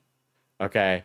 I think that for the child who is very young, that making a situation like this worse than what it is going to be bad. Long term, absolutely. The child might not even be consciously like knowing about these things right now, right? Because if they just had their first steps, they don't really know. But I'll tell you this. The body keeps score. And even if that child is that young right now, they feel it. Okay? So it would behoove everybody to act mature for the future of the kid, who is truly the biggest victim in all of this, in my personal opinion. Weird day to have the name Megan. Yeah, I'm just throwing out devil's advocate arguments. Well, Poos, let's be real here. Literally nobody that is covering this now as a T channel or related knew who these people were until this happened. So, there's that. People say I'm dragging it, but I cannot express enough how badly I want it all to end. And when I mean it all, I mean it all. I struggle every single day. I fight every single day to stay alive. And I know I make a lot of jokes, and that is not one of them. Sorry. I will be cutting parts of this video because I have to edit in some screenshots. And also, I'm taking really big breaks in between, because it's really not fun to talk about. And I know I come on the internet and I show... Yeah, that's a little crazy for a kid's channel too. Absolutely. The confident version of me, the version that's like, oh, I don't care, I've gotten hotter, I'm smart. They're bad, even the child. Yeah, that fucking selfish kid, that selfish toddler. Maybe that toddler should have been more considerate of its mother, okay, and waited to have its first steps. What a fucking piece of shit baby. Yeah, I bet they don't even know how to fucking use a toilet, you stupid idiot baby. Oh, what's next? You're gonna say dada instead of mama first? Yeah, okay, buddy. Yeah, sure. Like you're not picking a side. All right. We were thinking you were gonna fence it, but clearly you got some skin in the game.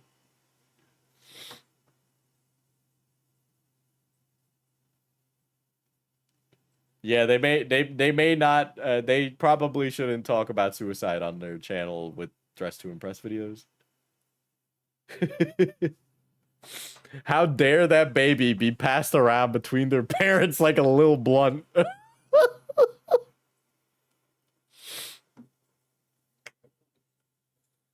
Oh my god. I'm so cool, this, that. But when that's not happening, I am crying myself to sleep, wondering if the people that I loved the most could do this to me, why wouldn't anybody else? People want me to move on, and I can't, because this does not move on from me. It stays in my life until she disappears. Oh boy. Okay. All right. Ew. I don't really know what you want, man. What are you gonna? You can't make her disappear. Oh boy. Uh-huh. Go, my child audience, kill my ex-friend. Oh boy. Oh.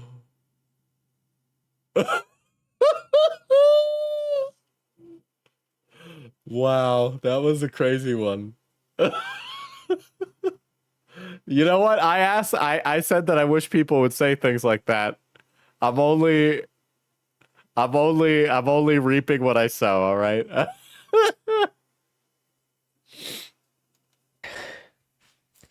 And that is the only real accountability I feel like she can do me. So, like, you guys make content in the same niche. She's just going to be there.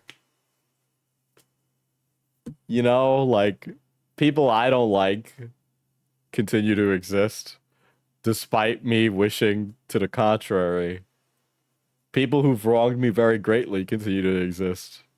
I've just packed away those things and I moved on, you know?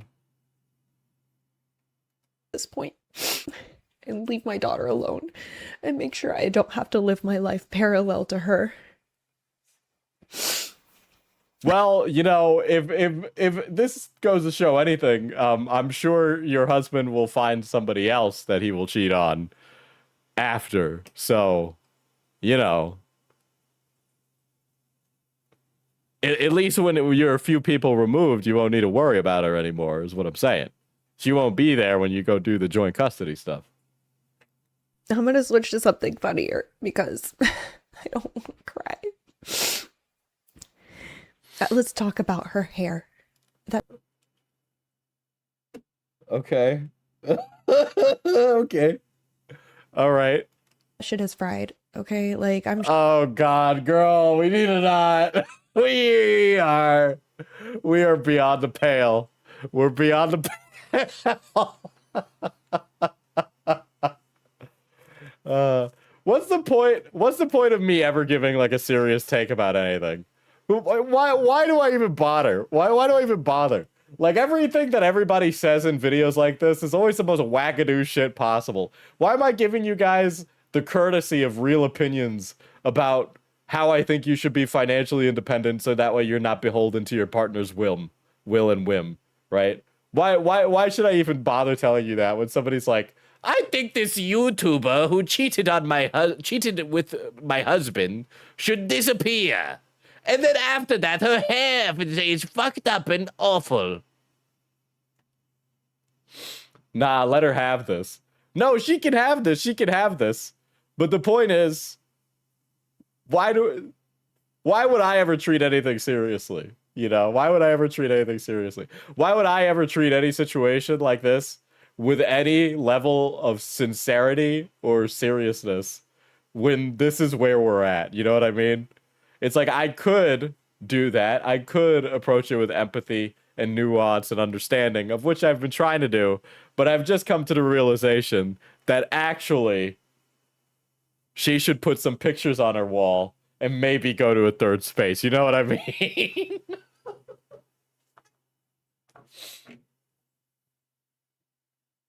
Sure, she's going blonde, whatever. I don't know why she would do that. She's a winter. It's gonna look chopped, and it already looks chopped. Go ahead, fry. You know, back in the day, they used to have this stuff on Maury. You know, we used to have TV shows for this, and it would be done and over in 15 minutes, and I didn't need to watch 30 minutes of this. Her hair off. Like, I don't care. Her hair looks so, like, it's effed up. It's bad. It's real bad. I don't care. If she wants to go blonde, that's not going to do her any favors. So be it. Now, I know that people are like, oh, she's only apologizing. Isn't Mari dead, though? I don't know. Let's make a new one. Let's get a new Mari. Let's get a Gen Z Mari. A year after. I'm beginning to think that Roblox girls might be messy. That's so true. It happened. And I told my ex, you should have Leah sign an NDA because when you guys break up, because you eventually will. I don't think that's appropriate. And to sign an NDA on the basis of a relationship, I actually don't even think that would be admissible. I think if I, as a man, asked the woman I'm dating to sign an NDA, that I might be like Mr. Rape. Okay, that sounds evil. I don't think that's okay. I'm certain that Leia will. Okay, I'm certain that Leia will, but I don't know how to feel about that. Final Fantasy XIV wife or Roblox girlfriend? Final Fantasy. Okay, first of all, I think you're telling on yourself because in this scenario, the Final Fantasy XIV wife would be my wife. Okay, and second of all, every single person I know that plays Final Fantasy XIV is an absolutely goated freak. Okay, so like, duh. Yeah, if I have to sign an NDA to date someone, I'm gonna be single. Yeah, I would immediately think that that person is up to no good. She's gonna A big part of this video will be highlighting Leia's manipulative personality and how she mirrors and lies to escape accountability. Some stories are small and almost silly, but tell you how her psyche works. This feels like much older drama, right? Like I really don't want the psychological analysis from a grieving partner that is grieving her marriage. Okay, I really don't think that this is appropriate.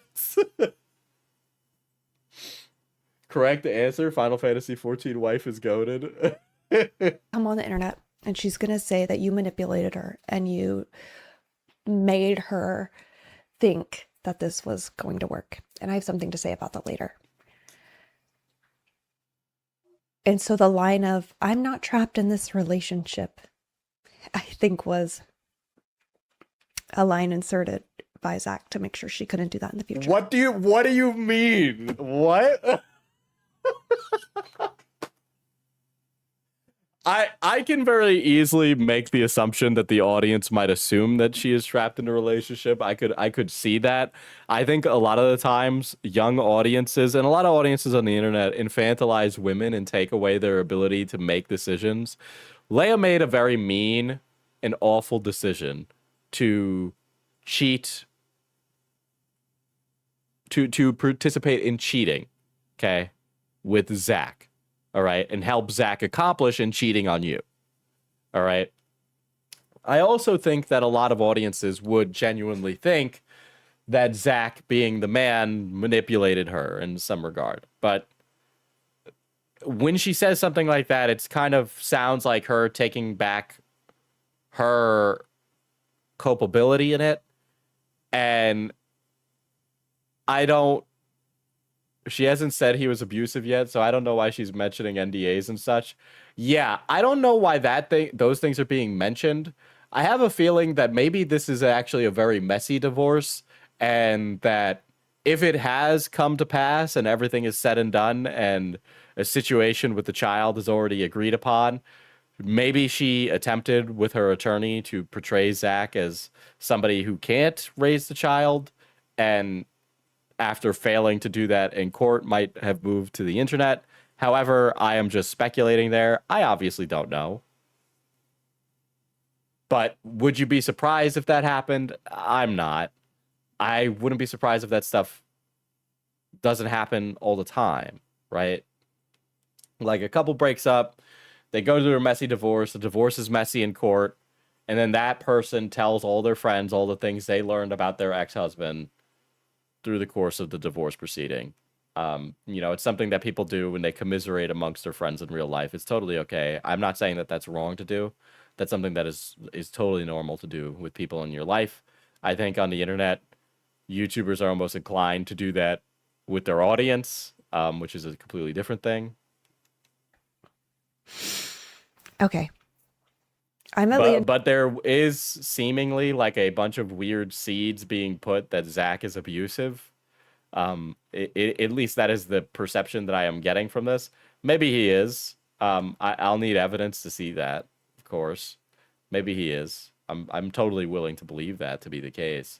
I have no reason to assume that she'd be. Actually, there'd be a lot of reason for her to say that because she would like to be able to raise her child, right? But maybe it's completely justified for that, or maybe it's not. The point is we don't know yet. 2016, through her ex and my ex, who I was not dating at the time. I'm sorry.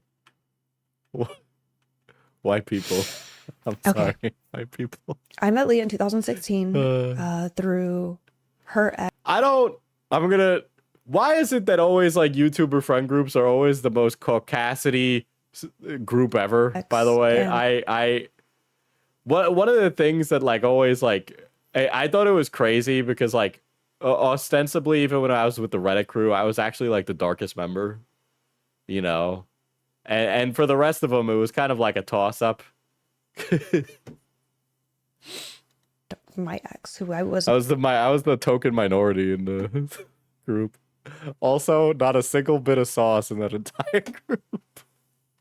I thought that was Tom Holland. not dating at the time. And I remember my very first impression of her, though I've never told her this because it's rude.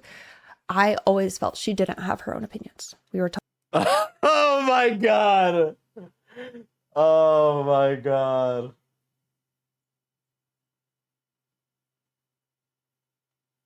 Sorry, I guess I'm leveling up my chud karma points on this stream because are you fucking for real right now? talking and I was like, I like the weed. She's like, me too. I was like, I don't like some of this though. She's like, yeah, me either. There was 3 or 4 instances in the conversation where she would just mirror my opinion, even if it completely contradicted what I just said. And so I even said to Zach, like, I really like her. She's Maybe this motherfucker just autistic. Oh, Jesus Christ. We're here, huh? Okay. All right. really nice, but I don't think she has her own opinions. I think she just agrees with whatever everyone says. And as my friendship got deeper with Leah, that's true.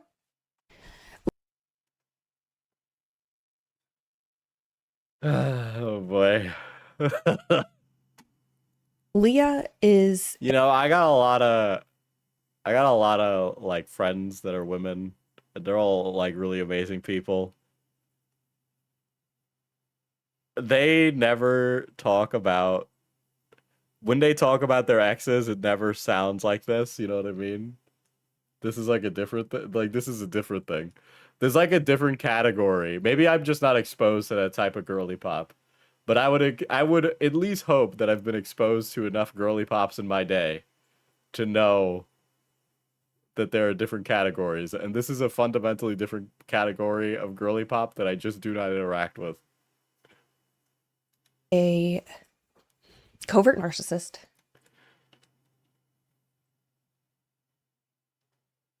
Guys, I'm sorry. I I'm sitting here as I stream this, and I'm thinking about the T channel reacting to my reaction and getting pretend performatively mad about it and trying to hedge my bet carefully and word my words in a way where I will not be so overtly misconstrued as to be portrayed as some militant misogynist. But you cannot be seriously putting a fucking Google Gemini AI summary on what a covert narcissist is from a pop psychology blog on the screen, okay?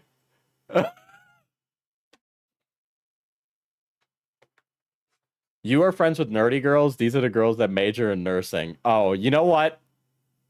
You're so right, Odie. You're so right about that. This is totally like nursing girly thing. 100%. I used to know nursing girlies in college because it was like a big field in my school. And also a fucking Judas Iscariot and his duplicitous Latina whore were like this. So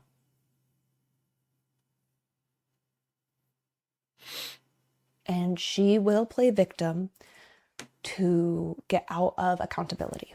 I've seen a covert narcissist, huh? Mm-hmm. her do it multiple Name the last 5 books you read. times. Oh, Leah's so nice. She's so sweet. She doesn't deserve this. Like, look at her. She feels so bad. Leah only cares about the image of herself as opposed to how her actions affect others. That is why she is still with Zach. That is why she is still with my daughter. Okay.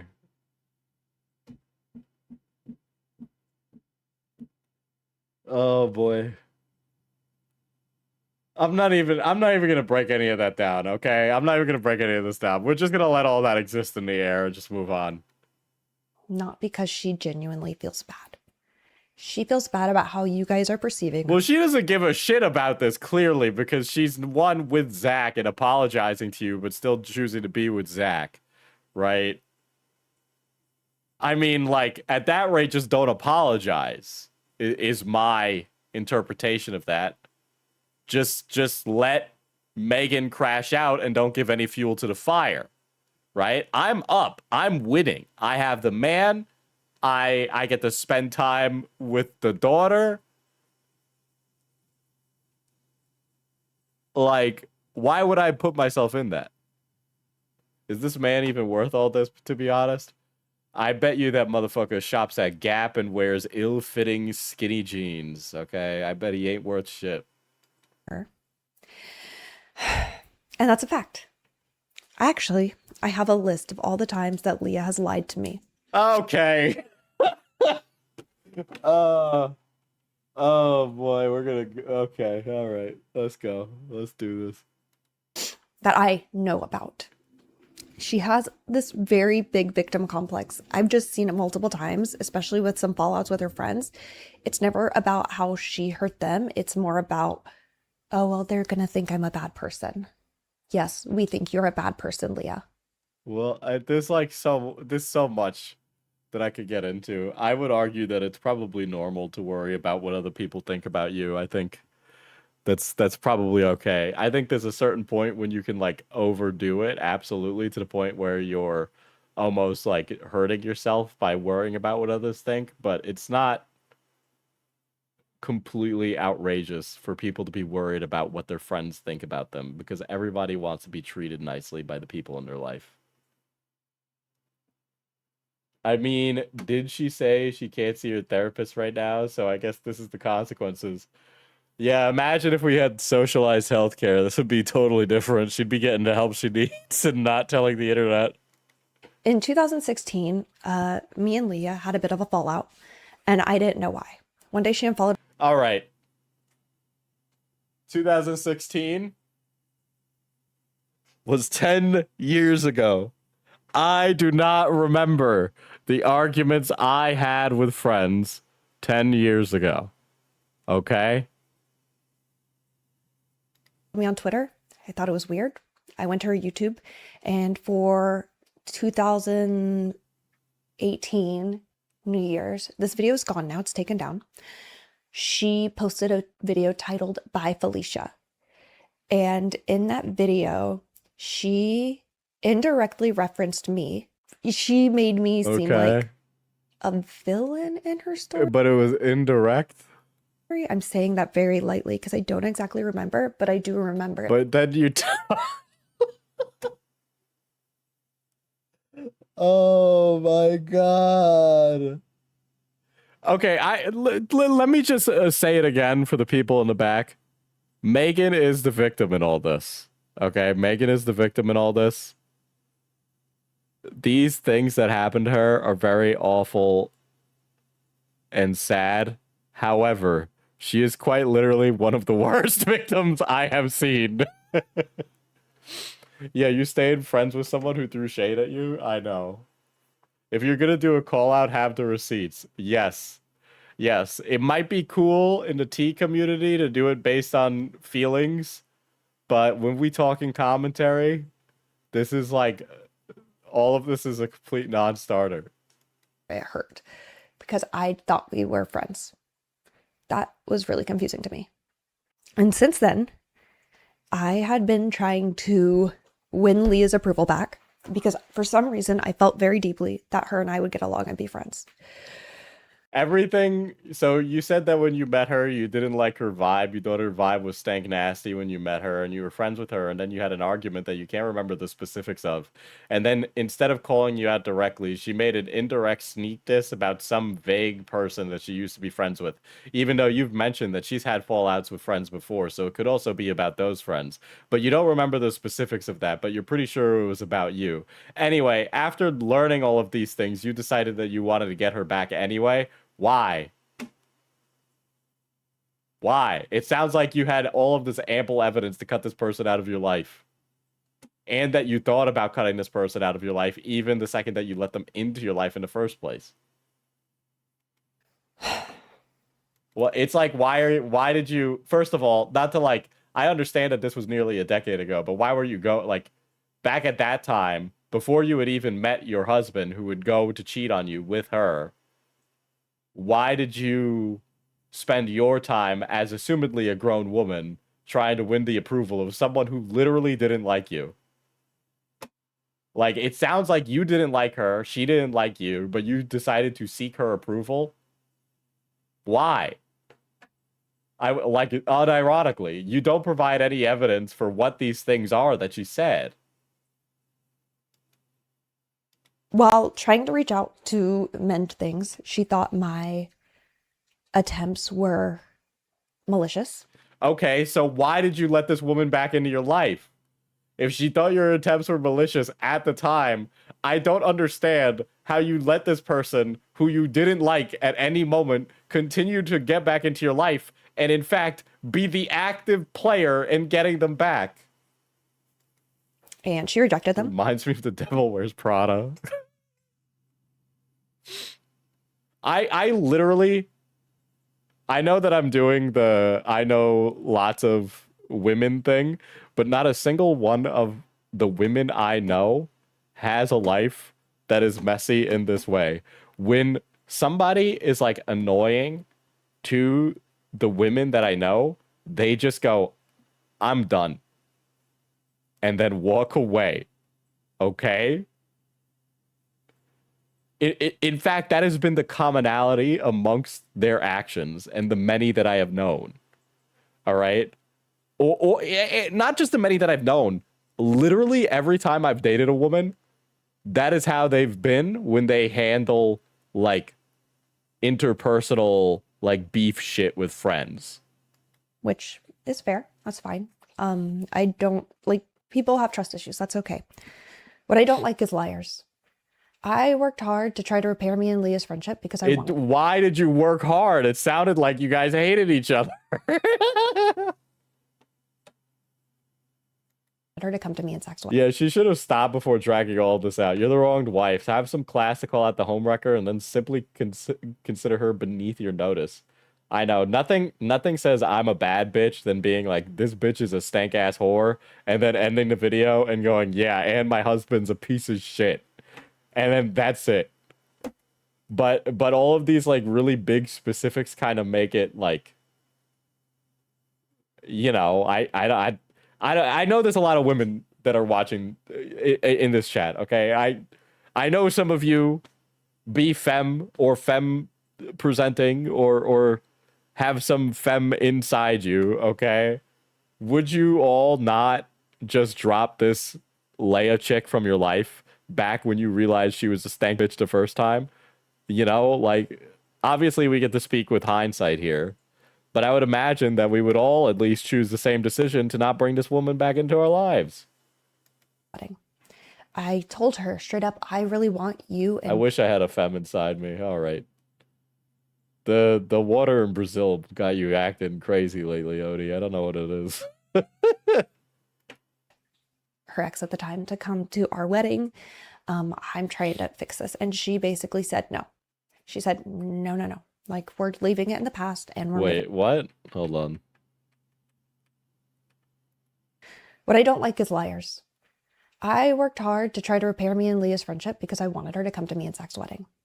I told her straight up, I really want you and her ex at the time to come to our wedding. So you were still trying to repair the friendship and you were going to bring her to your wedding even though you guys hadn't mended the bridge? Why would you bring someone to your wedding that has any kind of negative energy like that whatsoever? I'm trying to fix this. And she basically This is girl drama for the girls who hate girls but swear they don't. Oh my god. said no. She said, no. Like, we're leaving it in the past and we're moving on from you guys. And I said, okay. Later, I find out on my wedding night that she told people that she was not invited to my wedding. Okay, so First time that something happens, shame on you. Second time that something happens, shame on me.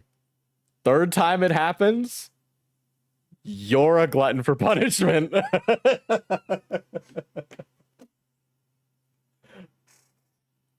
First time you meet her. This bitch don't got her own opinions. I don't really like her vibe. We're friends for a little bit.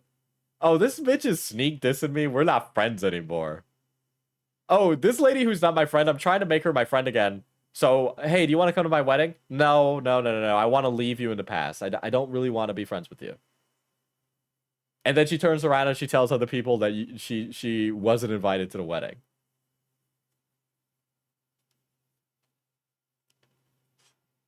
How'd she get back into your life? Why did you let her back into your life? This doesn't sound like a friend at all. None of what you've described sounds like a friend. In fact, the way, like, you reaching the point where you're friends with this lady, I find more astoundingly weird than anything else. I would. I feel like Odie is just a new vessel for the touch-starved quips you normally make, Diesel. You know, I can only make the jokes about being touch-starved so much before it sounds like I'm, like, really sad and depressed, so I've just decided not to. But make no mistake, I feel like an absolute fat fucking chud. When I asked about that years later, she said, I didn't know what to say. I said, say that I invited you and you didn't feel comfortable going, not that we did not invite you. So do you kind of see how things get a little twisted, even the smallest white lie? Why did you let her back into your life? Why? You sound like a... Listen, I know you're the wronged party here, but you sound like a crazy person letting this fucking bitch into your life. To make her look like she's been excluded and the victim. Yeah, so why the fuck did you let her back into your life as a friend? If she constantly making herself a victim in every situation, why the fuck would you want to hang out with her? I don't want to hang out with people who make themselves the victim in every single fucking situation because it's stressful, it's annoying, and it's a lot of emotional labor that I don't need to be giving. So why did you decide to expend that emotional labor to let this person back into your life? That doesn't make any fucking sense. Decidingly that you are trying right now to not, like, this person is a homewrecker. Why are you telling us all of this? Because it makes you look like a crazy person, okay? This is outrageous. There is no reason for this. This actually makes you look worse. And you know, the thing is I know that there's an audience that absolutely would eat this shit up, but this is crazy to do. It really is. There's no reason for her to be letting this lady back into her life. I do not get that. I really don't. I don't have the... and this happens with guys too. Because I have had guy friends who have been very, very stressful. And I let them back into my life, and I shouldn't have. And then I learned that when that happens, to just cut it off. And I don't do that anymore. Okay? Judas is scary. It's never getting let back in the house. Not happening. I learned. Fucking... It's not, Judas wasn't even the first, by the way. Okay? There was one before him. But it's not like internet drama, so I'm not making a fucking internet drama, right? But it's just like,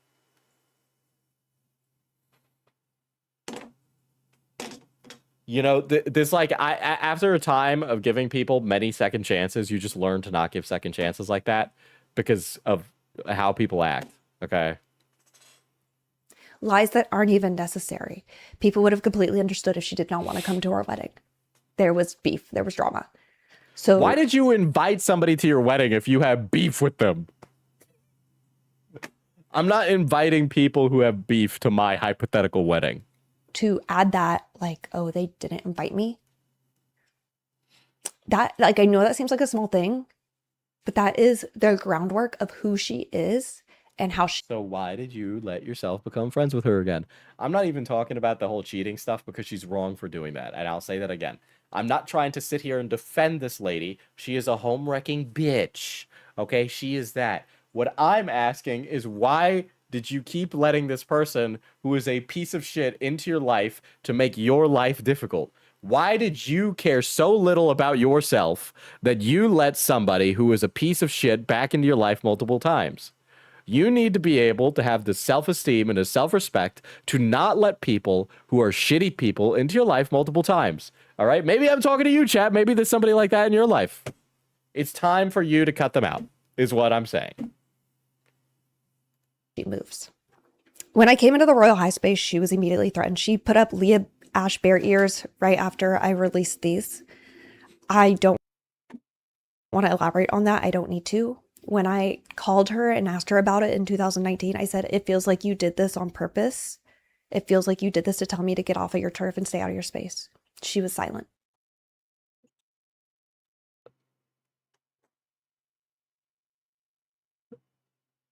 These are fucking just, are you fucking serious? These are overpriced AliExpress headbands.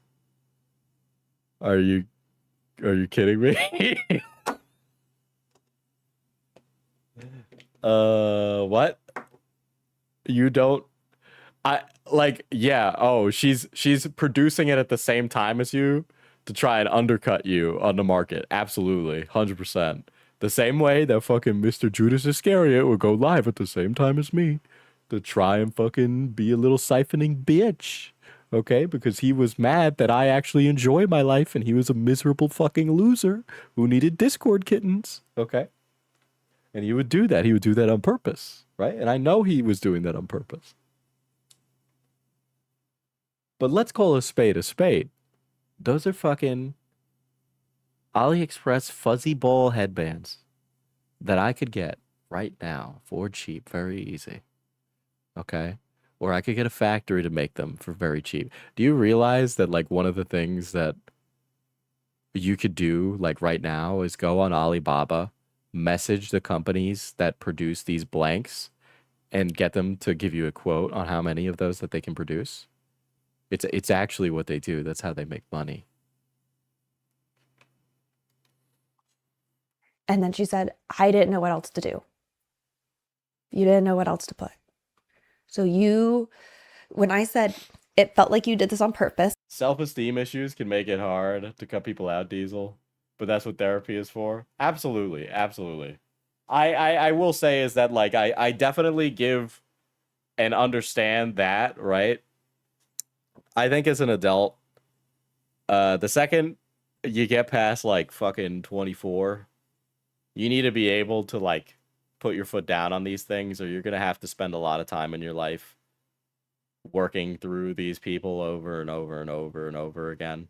It's not even like self-esteem, but it's being able to recognize when people are bad for you in your life and being able to like responsibly take people out of your life that shouldn't be there.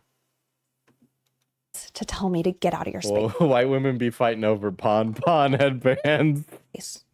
And people, they started attacking me. They said, she's copying Leah. When I was already wearing these. All right, I think there's enough plastic junk in the universe for both of you, actually, but okay. In summer of 2020, there was a 2-month period where I would upload and she would directly upload like 5 minutes after me. Oh my god. Oh my god. Oh my god.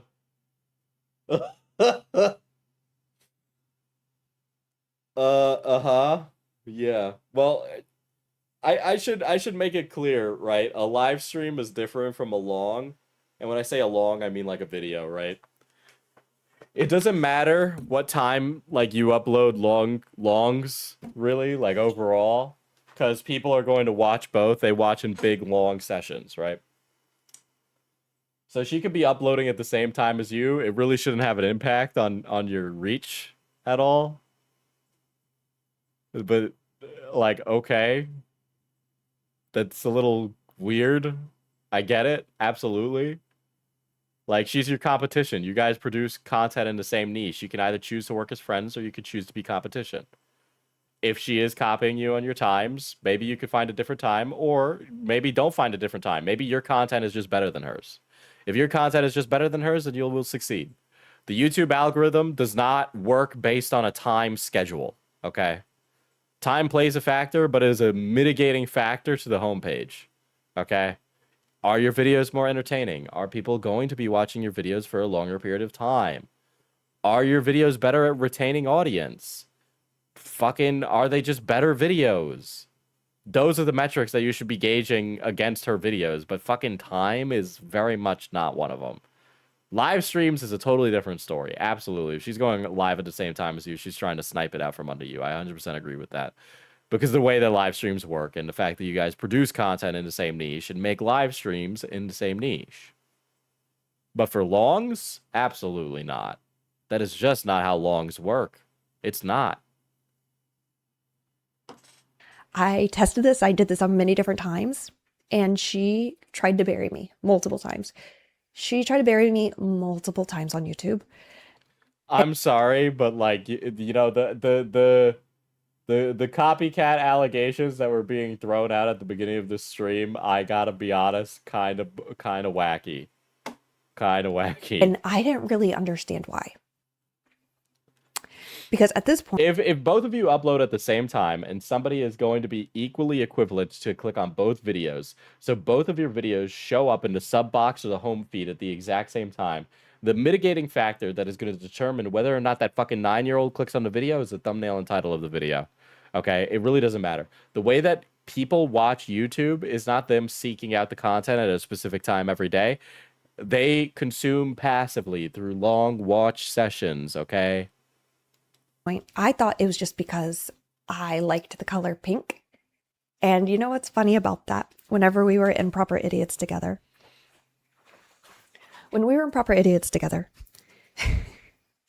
I was like, we all have like color branding, you know, like Zach is yellow, Nathan is green, I'm pink. I mean, and you could be purple. I said, or you could be. I'm sorry, but these girls must be like, both of these ladies are probably the pettiest bitches ever. I'm sorry. Are you kidding me? She is a victim of cheating. Absolutely, 100%. But that aside, she is a petty motherfucking bitch. This is a petty bitch, okay? Because you're sitting on a podcast with your husband, this other fucking guy, and her, and you're trying to tell her what color she could be because of color branding. Are you fucking kidding me? You are an adult, all right? Grow up. Be pink too, I don't care. But you could be purple. She's like, okay. I'm sorry. You cannot take this seriously at all. This is outrageous. I refuse to handle this with any sincerity anymore. It's gone. Whoop. Then later she adopts a pink personality. Fine. I'm not saying that's a copying me. I don't care. But then to turn around and act like I hadn't always been branding with pink was a oh my god. little bit confusing to me. And then I will say this, Cosmic. I feel like most Roblox gamer girlies have a room filled with pink, colorful garbage, okay? I would not be surprised if that is the case. I don't think that there's anything unique about that, okay? people, I'm stealing her identity. If somebody wants to conjure up that tweet, I bet I could find it.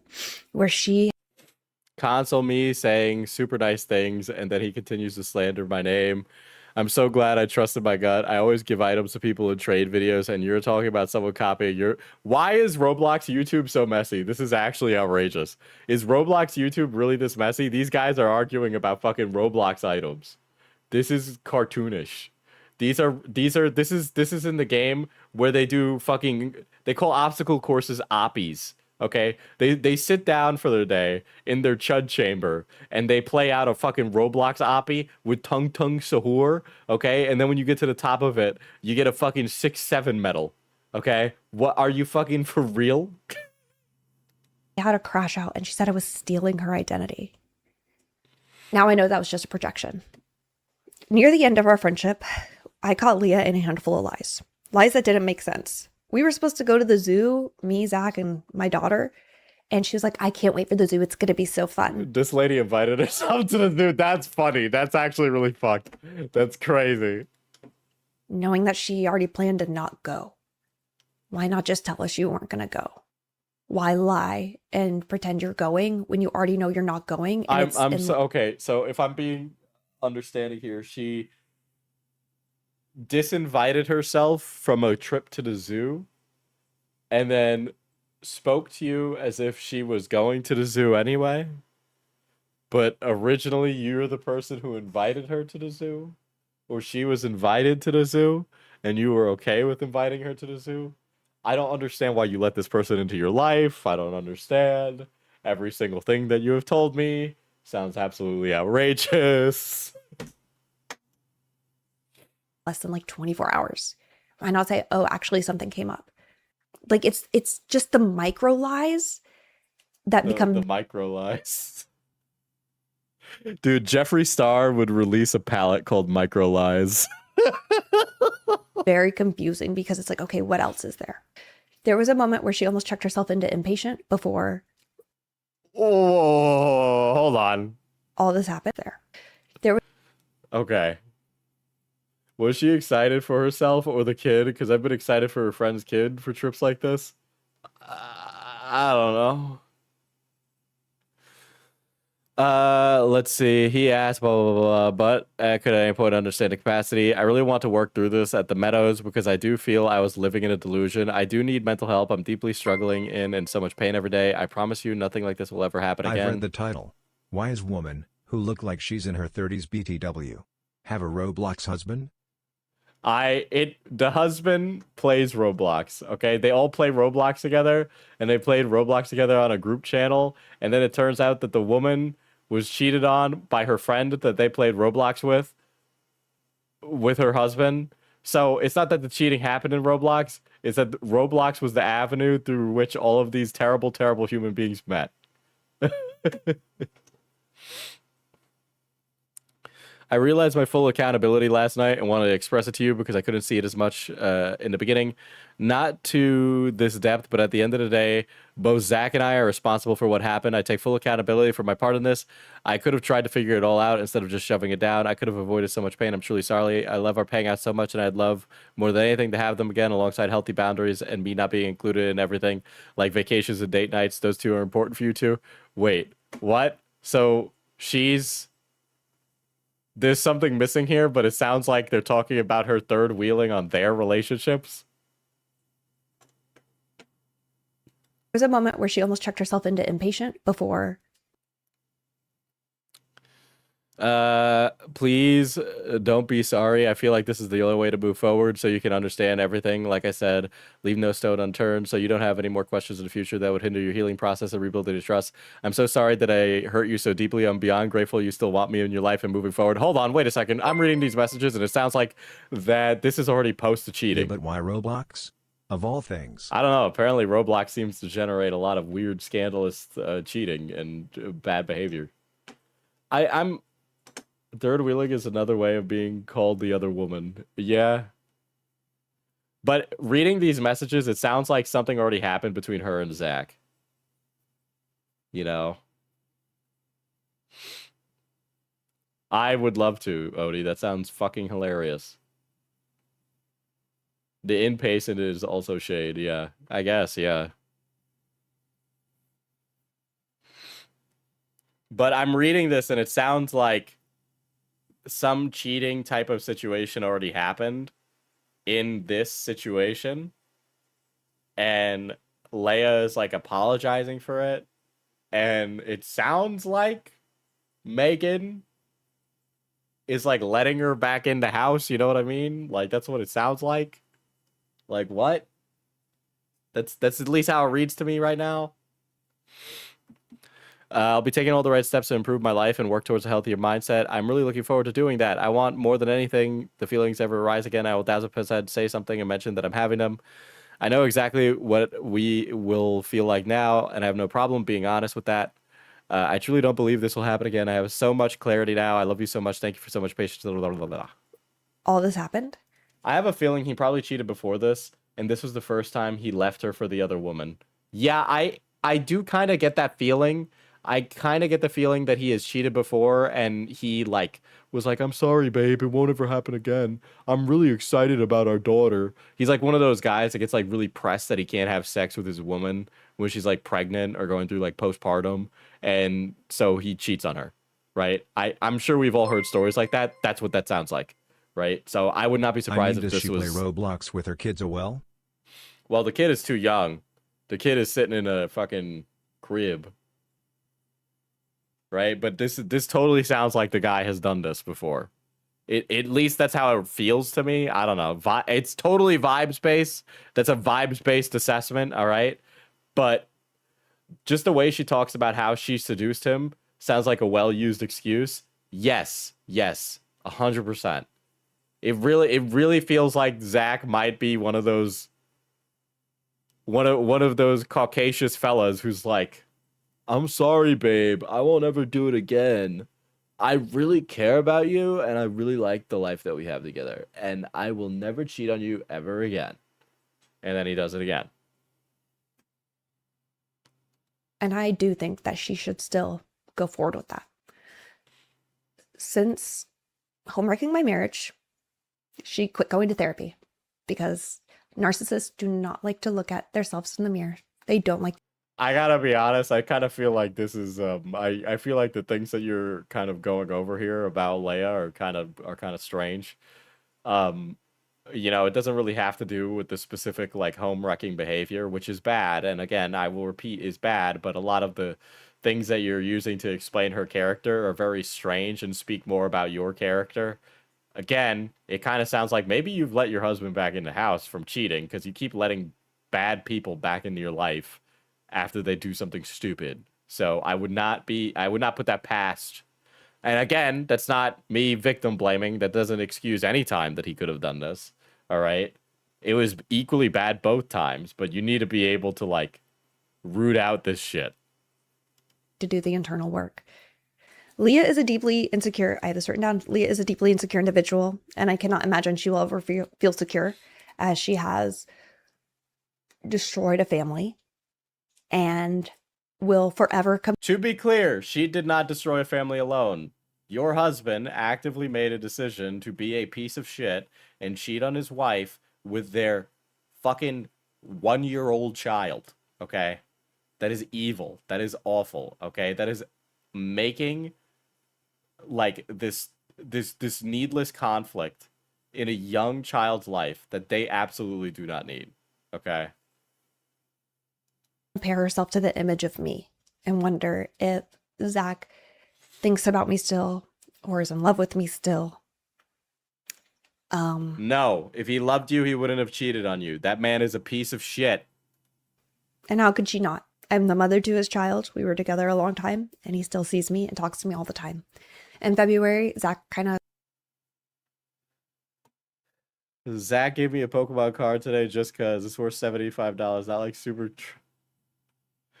This is not healthy. I shouldn't know about any of this. This is bad. Guys cheat on their wife and then buy her a $75 Mega Charizard EX, man. We were together a long time. Fucking millennial couples be like, "Sorry, babe, I cheated on you. Here's a Mega Charizard EX." And he still sees me and talks to me all the time.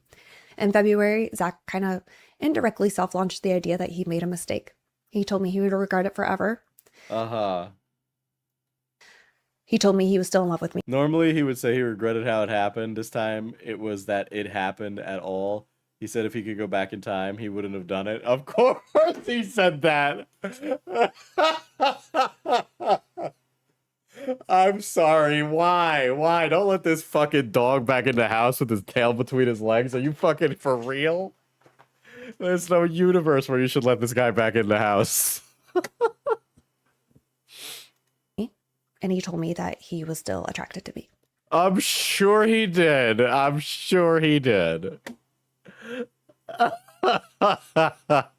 What? He had a moment of weakness. His fucking hard cock just fell into your friend's pussy. Are you fucking kidding me? This guy is a piece of shit. He didn't regret any of that. He wouldn't have done it. He clearly could have read through his fucking subconscious when she was putting the moves on, and he chose to engage in those actions. Okay, even then, who knows? Maybe he initiated. Could we have assumed that Zach initiated? Is that possible? Because it's totally possible. And I let him know that we would never get back together. Well, thank Christ. I told some of my friends and family that, and then Zach stopped telling me things, which makes sense. Well, yeah, no fucking shit. Okay. The love that Zach and I had, that doesn't die overnight, especially because he wasn't unhappy. We weren't fighting. We were intimate often. And we spent all of our... I just love the concept that this children's channel is now talking about the intimacy between a couple that ultimately fell apart. The day he cheated, he said he wanted to marry me again. He said he would spend the rest of his life making up what he did to hurt me. He said I was his one and only soulmate.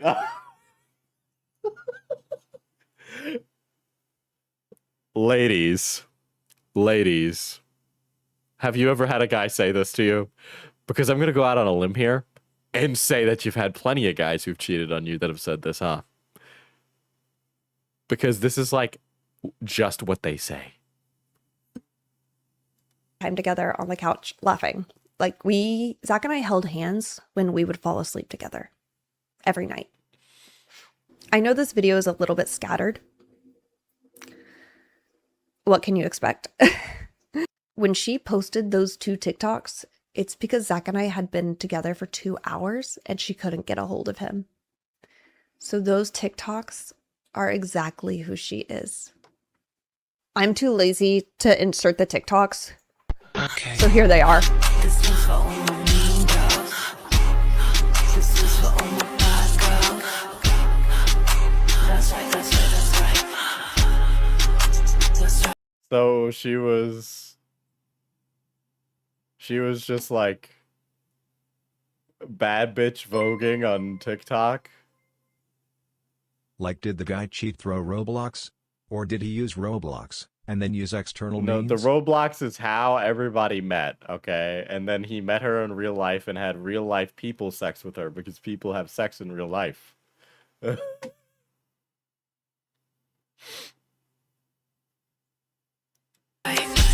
What's really funny about this is when I was talking to Zach, because we were spending hours together and just digesting everything. And I said, she's actually really liking this, Zach. She got chosen, and that's exactly what she wanted. He was like, no, she feels so bad. I go to leave.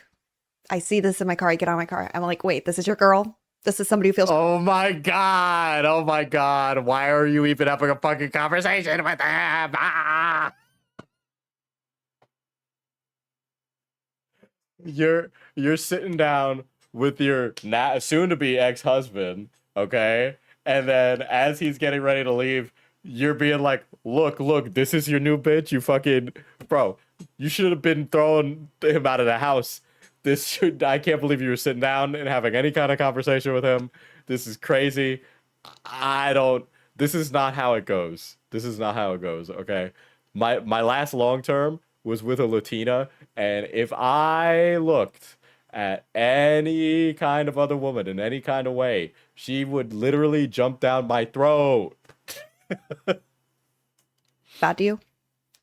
He went home and was like, why did you do that? You guys are assholes. Especially Kenny. I hate him the most. What I liked about this one is people... She's never seen someone play the harmonica ever. Editing note. Leah lies a lot out of self-preservation. That is what I'm about to talk about. That she will lie out of self-preservation all the time.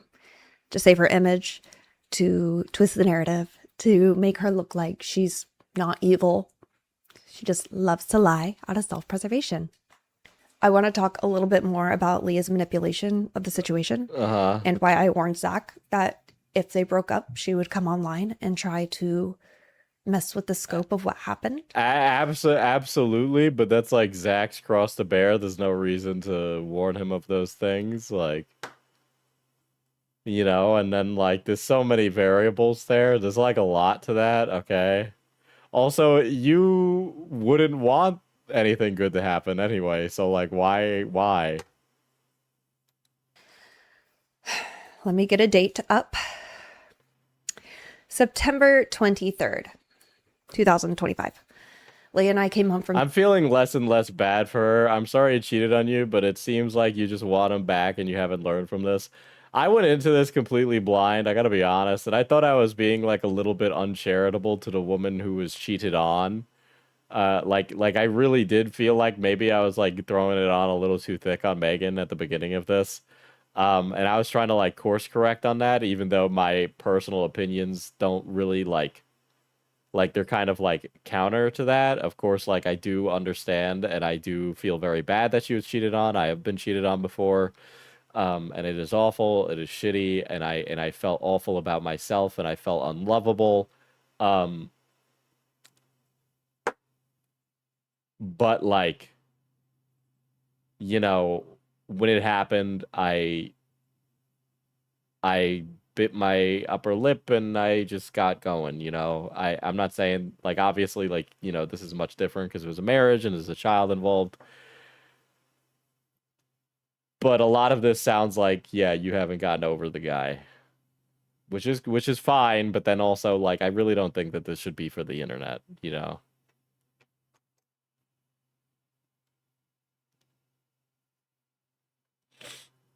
Disneyland. We went to the Boo Bash or whatever. Yeah, she is hardly shitting on him, her husband, who's divorcing her for another woman. If this wasn't a friend, I bet she would have reacted the same. Yeah. And my husband was sending her text messages about his longing for her. She showed me those messages. And she was Also, like, one last question. Does anyone have her number? You don't want that smoke. You don't want that smoke. I'm confused. I start crying and I start saying, this sounds like my husband's in love with you. Why else would he say this? Yeah, Crying to her about how I believe my marriage is over. it is. I am distraught. I say, I need to talk to Zach right now. I cannot believe what's happening. I call Zach. I tell him, I don't know what's going on between you and Leah, but you need to figure it out. And he called Leah. Then he called me back. And he said, Leah and I have feelings for each other. I was like, what? Well, you guys are already spending all the time together. You might as well have just opened up the marriage, you know? That always fixes everything. And then Zach tried to convince me that maybe I could have more feelings for Leah than I already did. They wanted to be a throuple.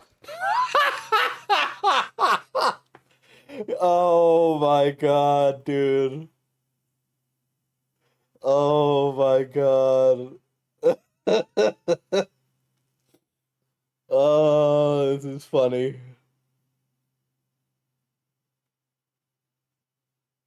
Bro. White people be like, let's be polyamorous.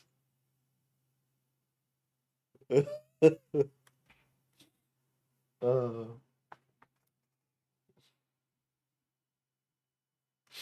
Oh.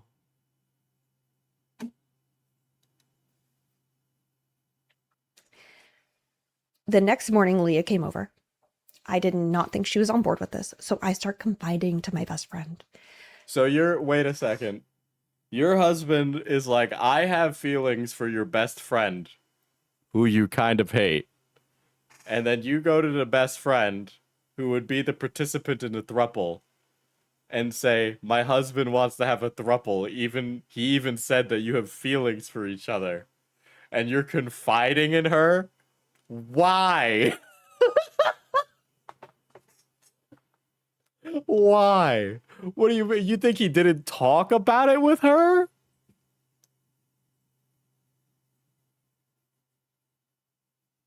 What?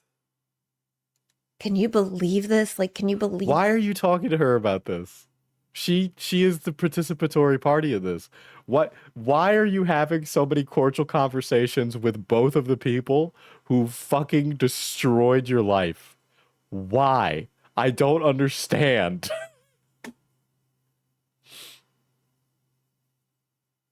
Yeah, he said we want a throuple. Yeah, you're still besties with her after your husband cheated on you?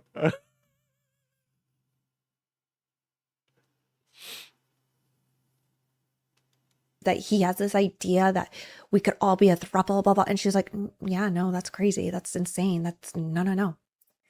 Yeah, no shit she was gonna say that, but she was just hedging her bets in the moment. She should have just been like, yeah, I do want a throuple with you. I think you hot. Like, I said, did you talk to my husband today? Or did you text this could have been the Final Fantasy house, but she didn't want none of that. my husband today? She said, no. I said, okay. Sometime later, I call Zach because the stories are not lining up. He's in Tokyo. That's why I called him. Oh my god. The white guy went to Tokyo. First of all, this fucking guy went to Tokyo after cheating on his wife. I'm sorry, what the fuck? This guy must have the most insane riz possible. What kind of game does this guy have that these two women are sitting on the other side of the globe debating whether or not there's gonna be a throuple and the realities of that situation while this guy is in fucking Japan, bro? Are you fucking kidding me?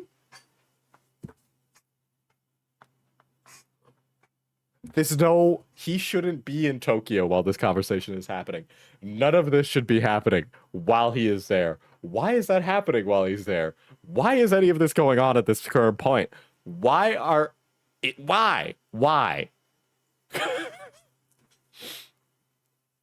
What the fuck is going on here? He cheated on her with her best friend and she stayed besties with her and confided in her? Like, I know. What's the over-under on he was cheating on both of them while he was in Japan? Yeah, that's my first thought. Oh, the guy cheats on his wife with the wife's friend and then goes to Japan, where he probably gets a prostitute, is what I thought. Is literally the first thing I thought. And he says, Leah, you were on board with this. You wanted to do this. And she was like, what? Huh? This guy might, you know what? Maybe he is an idiot. I'm beginning to think he might be an idiot. He was like, am I being gaslit right now? We talked for hours about this, about how we could all be together.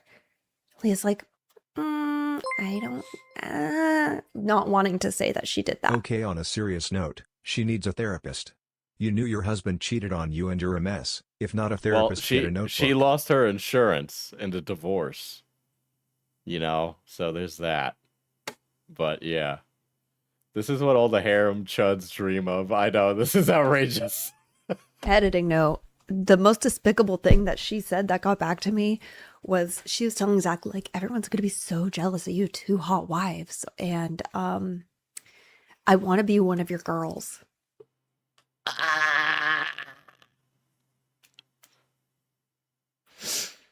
Zach is feeling completely thrown under the bus, completely manipulated, and completely gaslit. The journal factory exploded. I'm beginning to feel like the number of idiots in this situation is more than one. Yeah. I find out that Leah actually had talked to my husband that day when I asked, remember, did you text my husband? And then I found out they had a 3-hour phone call. I looked at her, I said, you said you did not talk to my husband today. She said, you asked if I texted him. I freaked out. My sister was there. I was like, oh my God, get out of my house. Get out of my house right now. What is with the lying? And Zach tells me, no, we talked on the phone for hours about this and how it's what she wanted. Yeah, well, like, you know, this guy decided to go to white guy Mecca and blow up his marriage at the same time. I just love the concept here where this guy is like throwing the idea out to the wife he cheated on. Hey, maybe we just open up the marriage, babe. Maybe I know I'm not there right now and we're having this conversation over the phone and I'm standing in Shinjuku right now, but like maybe we just open up the marriage. It's like yeah, let's just do it. Let's just do it. And I told her it could go wrong, but she didn't want to hear that. She said it was only going to work out in her favor and she saw a butterfly, so it's perfect and it's going to work. Later, I'm talking to Leah again. And she says something along the lines of, I would have never crossed that boundary if I knew you weren't okay with it. That's another lie. Everybody knows how territorial I was over Zach. She saw me be territorial over Zach many times before that. She saw me crying in the Uber right before, not even 24 hours before, wondering why my husband was in love with another woman.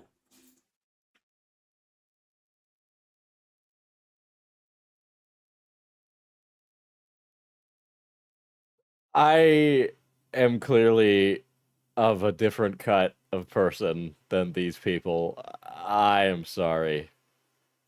None of the people in my life are like this in any regard. I really am thinking about the ladies I know in my life and thinking about what they would say if they weren't sitting and watching Breaking Bad right now. But for the love of Christ, what the fuck are we doing? And she has the audacity to say, I would never have crossed that line if I didn't know you were okay with it. Zach asked her, do you love me? And she said yes.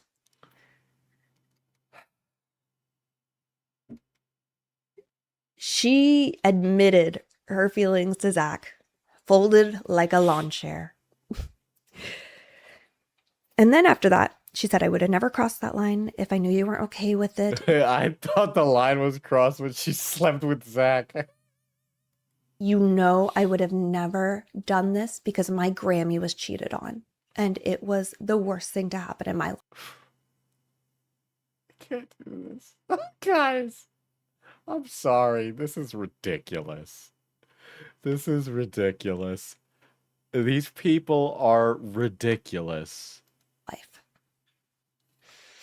I'm so I can't even I can't get past the fact that this guy cheated on his fucking wife and then left his wife with his newborn baby to go to Japan and then break the news that he cheated on his wife. What the fuck is wrong with this guy? What?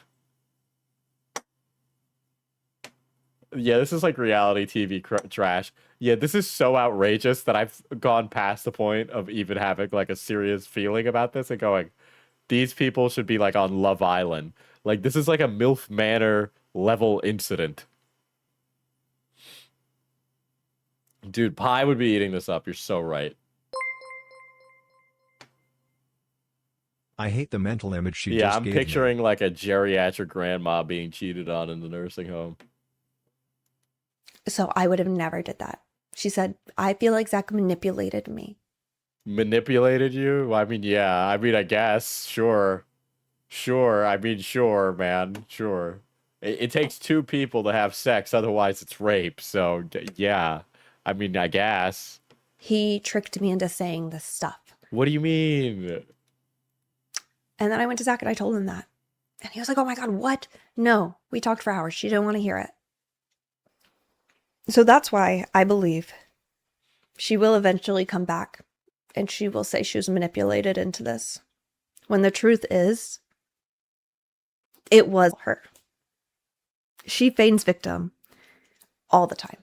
Neither her nor the husband are victims. Okay, I mean, realistically, you are. Okay, but I don't like how this is constantly kind of like giving Zach the benefit of the doubt when I actually think he might be the biggest fucking piece of shit in this entire story. There's zero reason, okay? There's zero reason for him to be non-present during his child's most formative years. I find that detestable. I find it detestable that he went to Japan and then said that he cheated and then everything broke. Okay, that's outrageous. She laughed when I caught them. I caught them cheating on me on the same beach that Zach proposed. That's what Zach looks like. He is not good enough looking to me. the same beach my sister got married on. They both knew how The important same beach where my Grammy was cheated on. that place was to me. Now, people wonder why I don't drag Zach as much. It's honestly because when Clover grows up, I don't want her to see a digital footprint of me berating her father online. What the fuck do you think this is, lady? Are you fucking serious? There's no universe where the alternative is good. So it's okay. First of all, this is not okay. This is not okay for you to give the husband a free pass because you don't want your daughter in the future to see you berating your ex-husband. That's not the reality of the situation. You should be able to have a candid, realistic conversation. Yes, when you were born, your daddy cheated on me, and what he did was wrong and inappropriate. But think about the kind of message this sends Clover. Think about the kind of message this sends your daughter. Yeah, a man can cheat on you, but he's not really the problem. The problem is the woman he cheated with. Not the man who disrespected you, not the man who betrayed your trust, not the man that you decided you would spend the rest of your life with, right? Who made a vow with you and then broke that vow. The man who broke the promise. What kind of message does that send? You should be able to have those conversations with your daughter because there will come a time when, you know, maybe it's with a boy or anybody else where you're going to need to have that serious conversation. And you're going to need to be adult about it. And you're going to need to give examples. And you're going to need to be able to talk about the reality of what happened when you and your ex-husband got divorced. But the message this sends is the wrong message. It just is. It really is. How dare I tell you how to raise a kid? I know, but I can't imagine thinking any other way.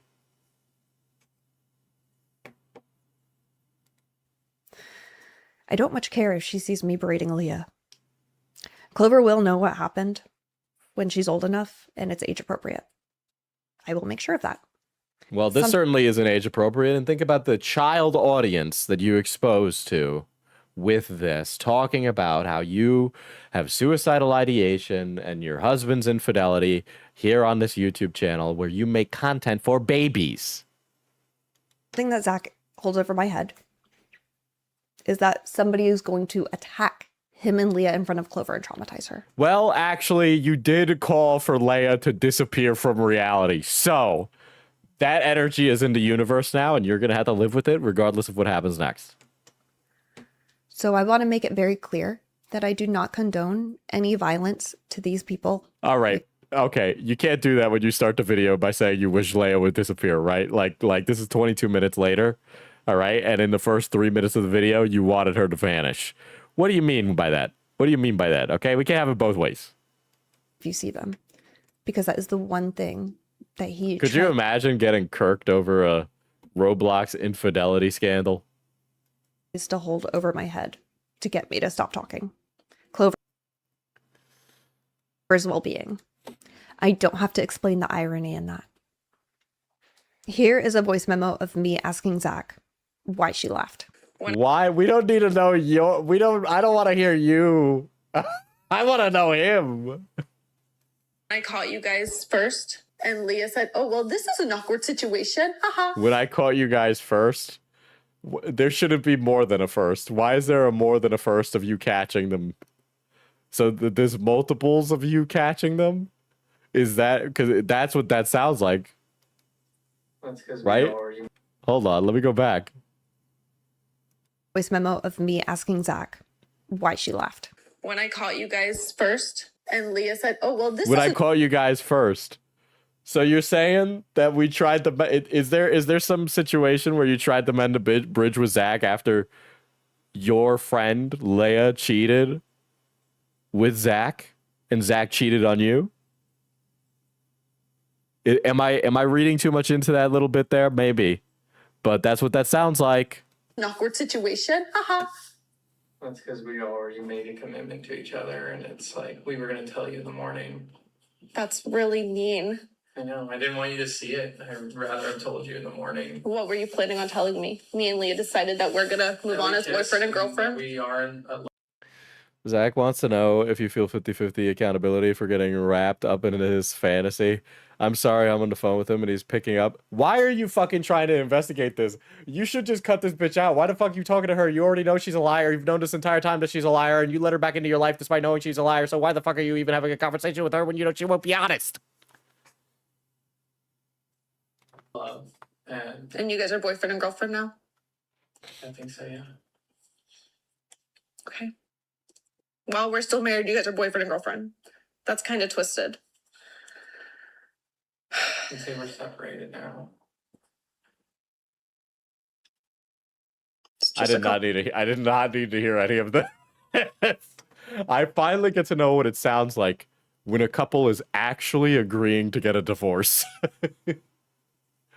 Oh my god. More questions. I guess I know the answer. Are you interested in fixing our marriage? No, sorry.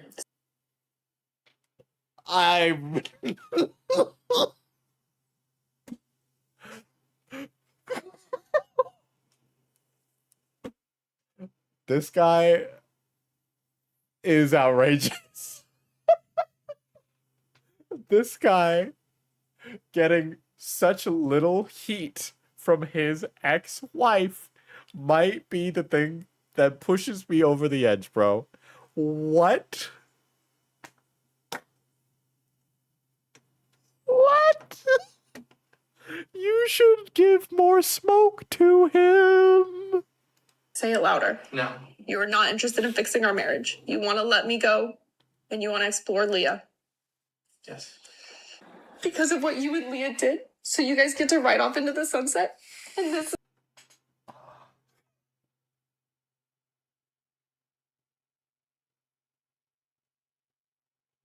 Oh, there's a picture. There's a picture. Oh, that's Zach. Zach is kissing Leah. Oh my god. I'm sorry. How do you not have more smoke for him?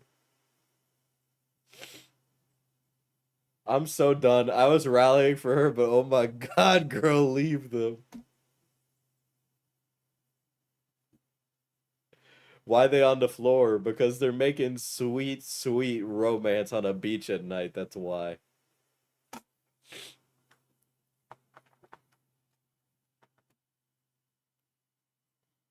That's like Cain. That's like the painting of Cain after he killed Abel. Oh my gosh. is what I did. I laid awake all night, didn't fall asleep alone. And that is going to be my life. So I mean, it's not going to be your life. You're young. I'm sure you can find someone else. I mean, I know you don't want to hear that right now, but like, you know, give it some time. You know, give it some time. Love yourself, and then as you love yourself, you'll be able to move on. Because clearly he ain't worth shit. But you know, it's much easier because I don't have any emotional stakes in this entire conversation. Leave now. I told Leah you're too charismatic and you're good looking. You're not. I don't give a shit what you told Leah. I never want to hear her name again. She's blocked on everything and she's dead to me. I will never speak Well, to her again. Release that video publicly. Like that gets really messy. You could ruin our fucking lives. yes, yes, yes. He is bringing up a very valid point, I will say. YouTubers, the second they have some kind of relationship problem, seem to be like, let's go involve the rest of the internet. And I gotta be honest, I really would advise every YouTuber ever to not do that. Even if it's like a really disastrous emotional situation, do not do it to yourself. Don't do it to yourself. Don't do it to yourself. Don't do it to yourself. Don't do it. It might feel cathartic in the moment. It is not good for you. You're re-traumatizing yourself. Don't do it. You are doing nothing but torturing yourself. You're throwing yourself into a chamber where you can never leave the worst moment of your life. Don't do it. You have made one of the worst things that has ever happened in your life the biggest video on your YouTube channel. Do you want that to be your legacy? That is what you have done. Do not do that to yourself. Again, Leah only cares how she's being perceived. Her apology. I don't. Leah is rancid, clearly. Okay, sure. I mean, again, hasn't said much. Kind of just acts like a snide bitch. Her video was 3 minutes long. Said nothing about nothing. But this Zach guy is a outrageously horrendous piece of work. Empty, fluff, no accountability. She only apologized after Zach was telling me to try and be normal, and I let him know. You know. Women love this one trick. Stop. You're being crazy. You're overreacting. Stop acting so emotional. That one works really well. Ladies love it when you use that one. You act just like your mother. They love that one too. Definitely use that one.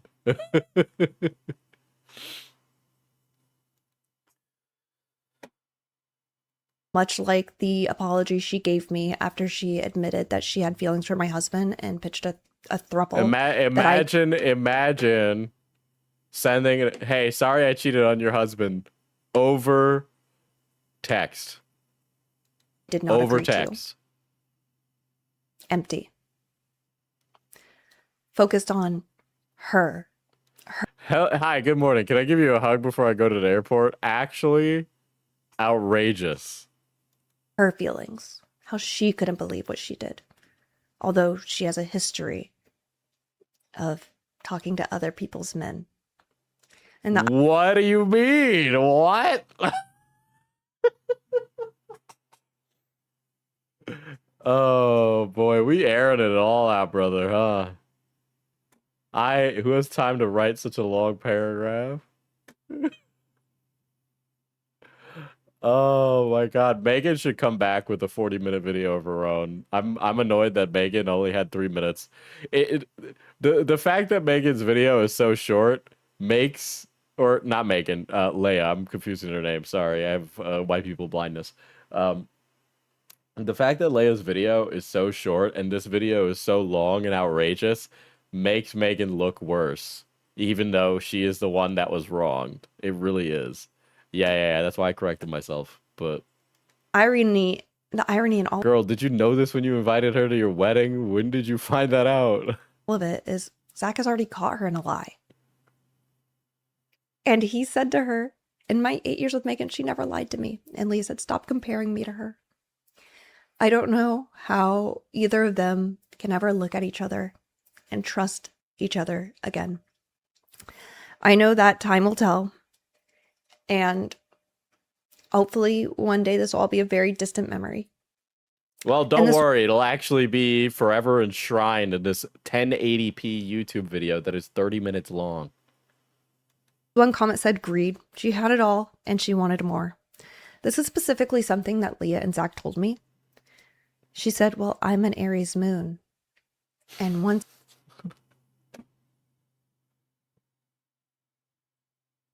I 100% believe that Leia said that. That sounds that solely on vibes. 100% horoscope woman.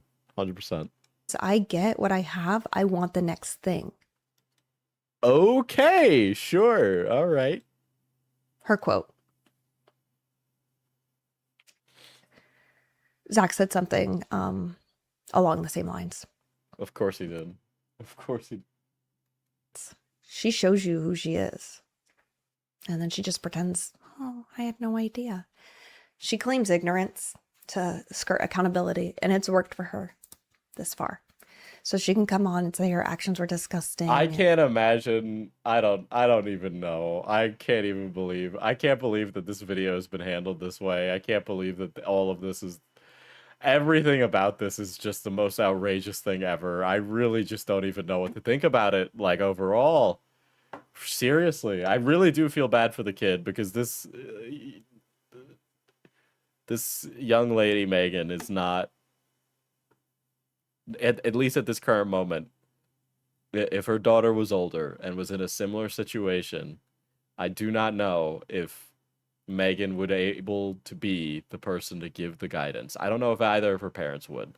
And I hope that one day this kid grows up and the village is a good village with third spaces and walkable neighborhoods, and those third spaces and walkable neighborhoods give her access to people who are kind and judicious guardians that are able to provide her with the moral stability and accountability and advice that that person needs when that day comes. That is what I am hoping for, because I do not see that from the parents, and it is very sad. And vile, but she doesn't regret them enough to make any changes in her own behavior or her life course, or however you want to word it. Going forward, if you want to support the situation, don't click on her videos, not even to thumbs down it, because all that gives her engagement, views, and gets her in the algorithm. It doesn't matter if it's positive or negative attention. Let her evaporate. Well, Make her invisible. I gotta, this is not...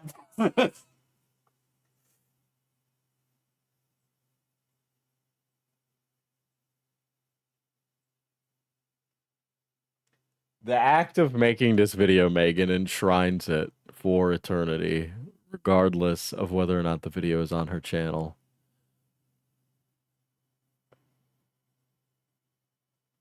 No, stop. Just stop.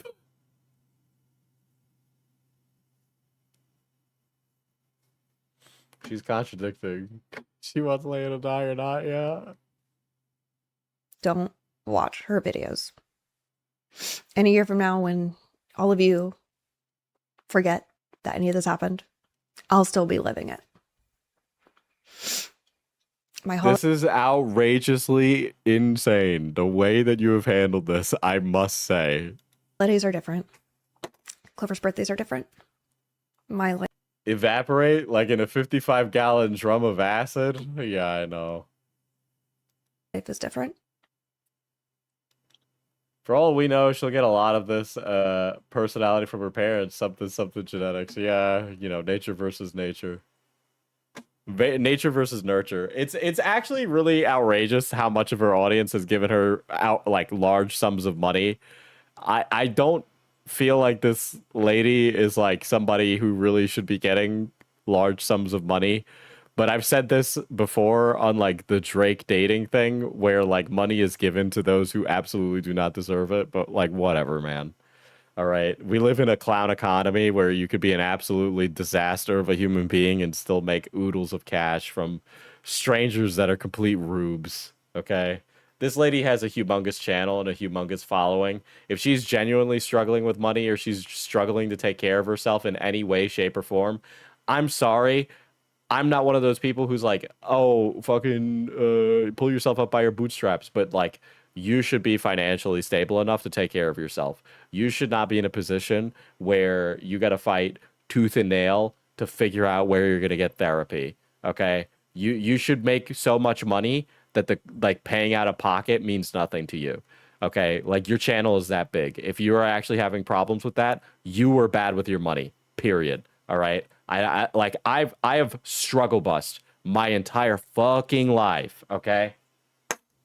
I have learned all the things that my parents never taught me and my school never taught me and any of that. And I learned how those things work. I learned how taxes work. I learned how to do bookkeeping. I learned how to keep tabs on that stuff. I learned how to pay taxes quarterly. I did all that myself.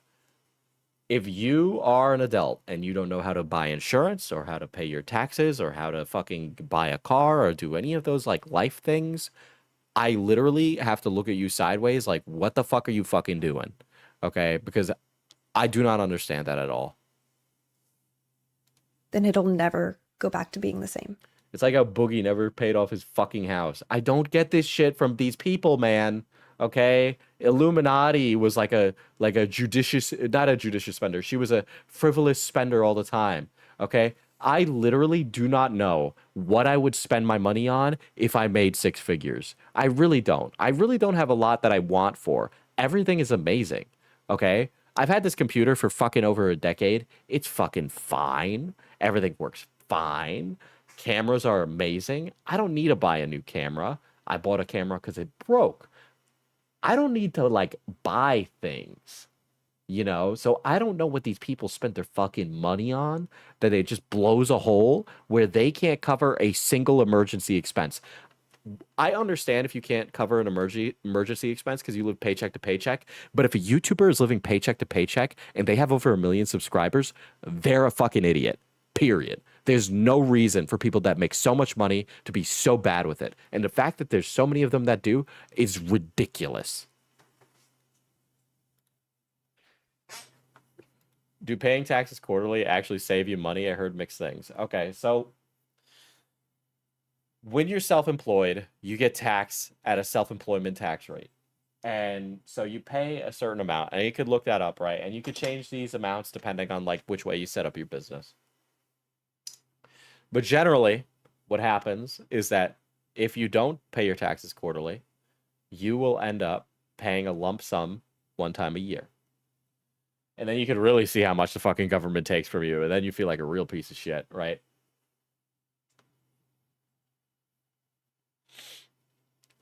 Diesel, you spend the money on your retirement funds, taxes, and housing. Yeah, well, obviously, if I made 6 figures, I would do stuff like that. I'm not particularly somebody who wants to own a home anytime soon. So even if I made 6 figures, I really don't even see that as something I want for myself. I like this like idea of mobility right now. I don't really find that I want to search for that, right? But to circle back on that, right? So you either pay it in one lump sum, depending on whatever tax bracket you're in. So like 25% if you're in the lowest tax bracket as a self-employed person. So you put aside like 25% of every paycheck you make from like YouTube, and then you put that in savings. And then when it comes time, you take it out of savings and you pay that lump sum, right? But if you do it quarterly, you make estimates. So most of the time you end up paying over the amount, right? So I end up spending more because I'm paying a higher amount quarterly. And then the money I get back is a tax return, right? Tax return is just we calculated it because we actually have the numbers.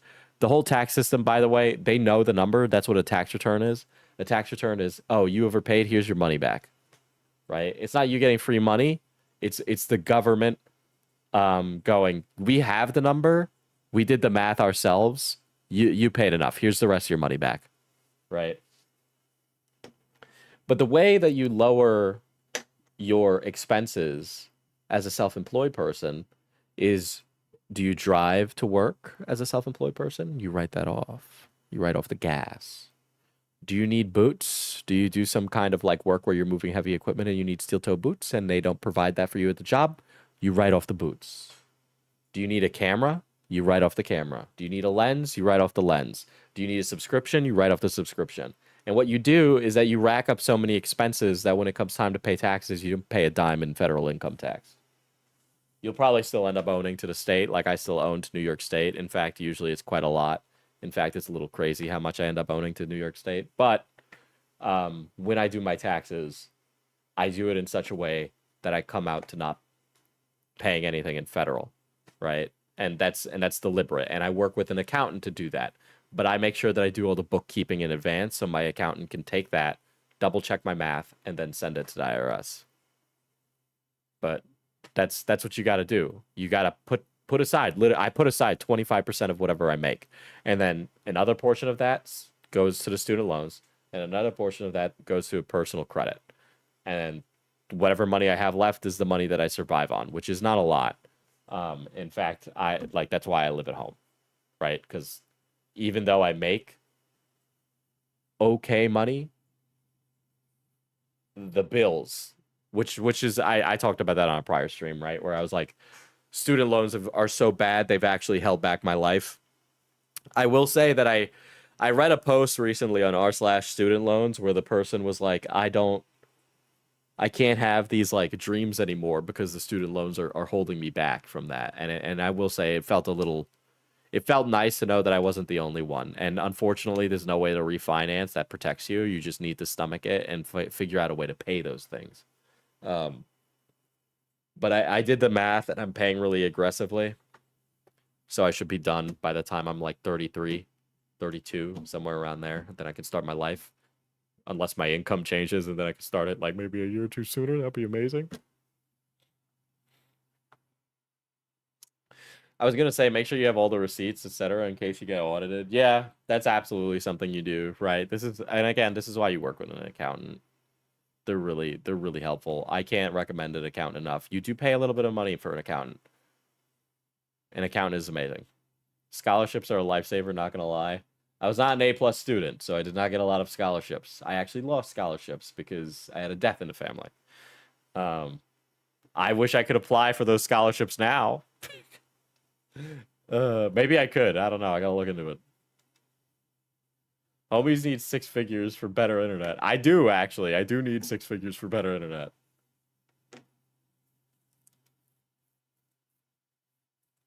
I'm coping with it. Do you have to list each stream dono individually, or does YouTube send that as a lump sum? So YouTube sends it as a 1099, which is like a different. It's different than a W-2. It basically says we paid you this much this year, and then boom. That's what you do, and that's how I calculate how much money I made in a year. I'm actually kind of lucky that I own like the store, because I'm probably not even like I don't make enough right now. So it helped, is what I'm saying. And hopefully one day soon I will be happy. Anyway, the point of all this to say is that the humongous downside of YouTube is that you actually need to be good at really stupid shit like bookkeeping. Okay? If you have like the fucking $50 a month to take like a Coursera bookkeeping class, I 100% recommend it. Okay? I took a bookkeeping class. It was very, very helpful. I cannot second taking a bookkeeping class enough. You should know how to do that. Okay? You also should not use TurboTax.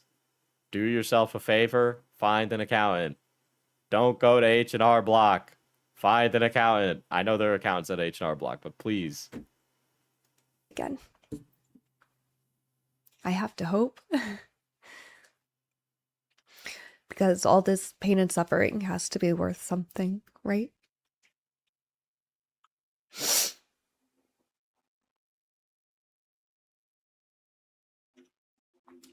I think that's all I have to say. Here's some bonus content for making it to the end of the video. Okay. Follow me on Instagram if you don't. I post here the most.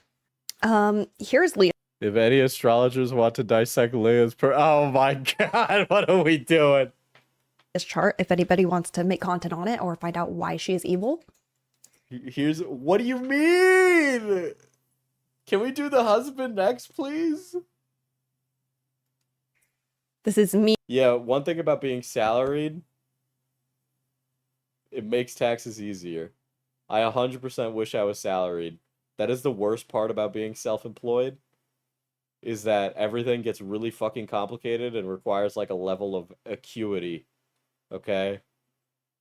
I wish that I could have been a salaried teacher, but they wanted to be really fucking annoying and keep me as part-time despite me working full-time hours. It's fucking ridiculous.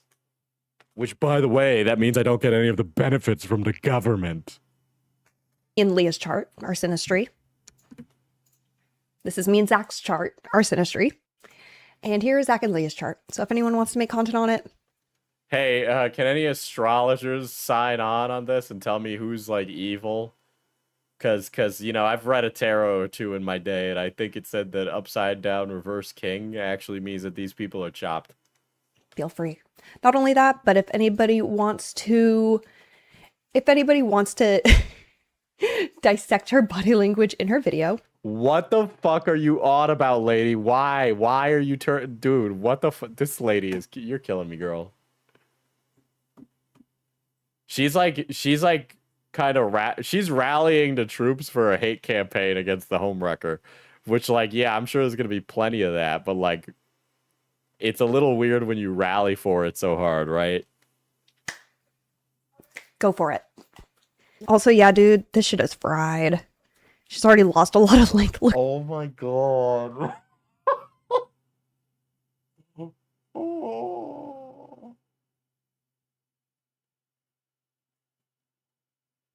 Oh.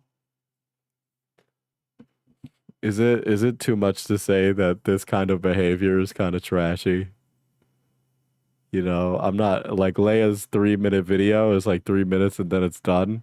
Even if she's like dishonest, she's doing like the waspy thing of like saying very little. Okay. And then like Leah doing like the bad bitch shit on TikTok is like whatever.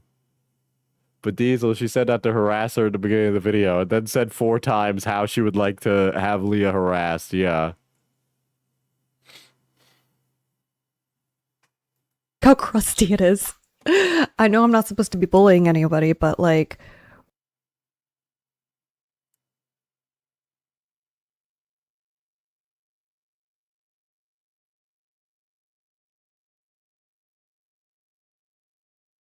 Oh, Jesus.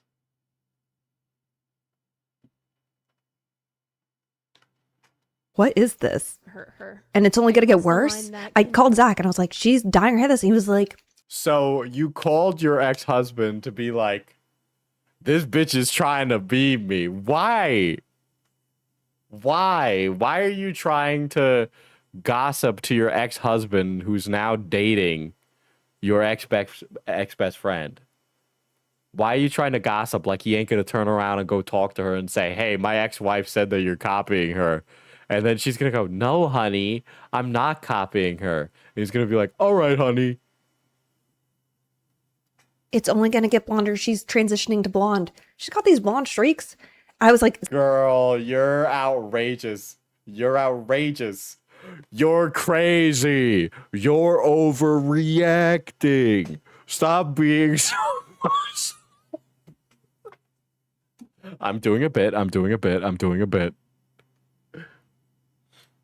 Zach, I can see her roots. He's like, well, it's gonna take a few sessions.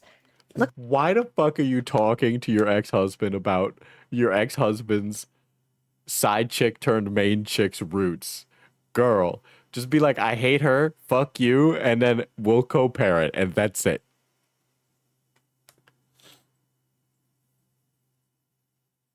Why do they have the exact same hair coloration? look how crusty. This is the Shit, it is. It is. It is very similar hair. first session. Like, I do know this is how it goes. Girl, what the fuck are you doing? This is outrageous. You go from brown to red to blonde. That's just how the levels lift. So maybe in 2 years she'll be here. But I think in the meantime, she's going to enjoy the red. Dude, she said nothing in those 3 minutes. She said nothing in that video. It is actually hilarious how fucking outrageous Megan looks.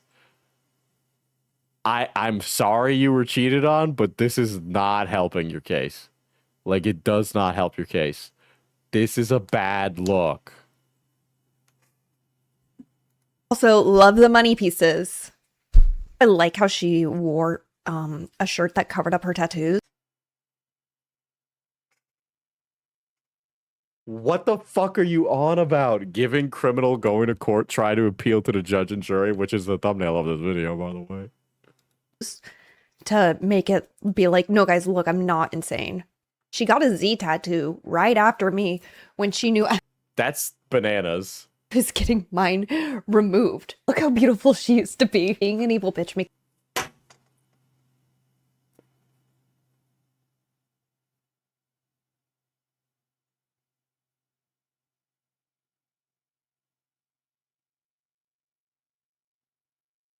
Okay. Yeah. This is bad. This is not good. you so ugly. Now I'm done. Oh my god. Before we oh begin no, this- not just a robot. Ah!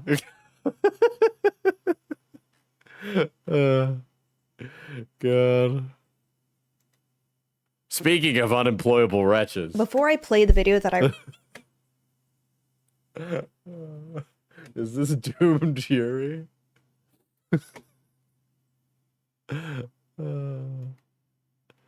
P.S. I'm cringe, I know. Here's the next video. Only gonna put this on TikTok, but then I realized that somebody is just gonna take it from TikTok and then upload it to YouTube and then monetize it.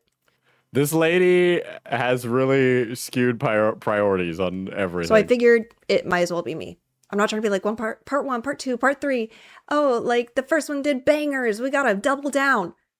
No, sorry. But I if don't somebody know. You've spent a lot of time pocket watching. I would not imagine if it didn't play some role in your behavior. going to take my video from TikTok and upload it to YouTube because I know they will. You know, like isn't this like she's like, oh man, I'm losing the money from this. Like you're pocket watching it, girl. Like I don't know what to tell you. It should be me. Megan Plays does a tell all. Why aren't we dragging the husband as much? Chat, that was not a tell all. That video was a reminder of who Leah is as she tries to rejoin the internet. A tell all would take 3 years and it would not include things that Leah did to me in like 2017. Those are included as a piece of her character, but the tell all version of the story would take multiple hours. Well, I'm here. I'm sitting down and I'm listening. I'd listen to it all. Okay, I'd listen to it all. And it has a lot of shocking information that you guys don't know. That was not a tell-all. Yes, you got more new information. Okay, but the question that you posed at the beginning of this is why isn't she dragging the husband? So why the fuck are we doing this now where you're talking about the same shit again? I know a way for her to get her husband back, but it might lead to another kid. Oh my god. Information that I felt was important to the context of knowing who she is, but it was not a tell-all. And that's why it did not include talk about Zach.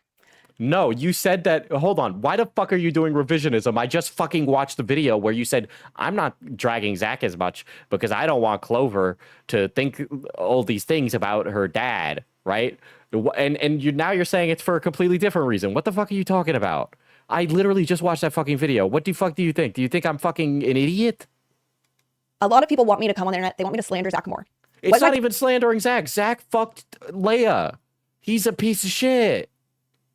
Did was horrible, awful. I hold him completely as equally responsible as Leah, if not a well, little. that is not what you did in your video that had over fucking 2 million views, lady, okay? That is not what you did, okay? You get one time to do that, okay? You can't come back and do it a second time.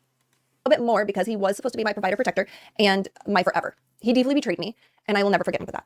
I know somebody said it seems like I want him back. No. And I tell him that all the time.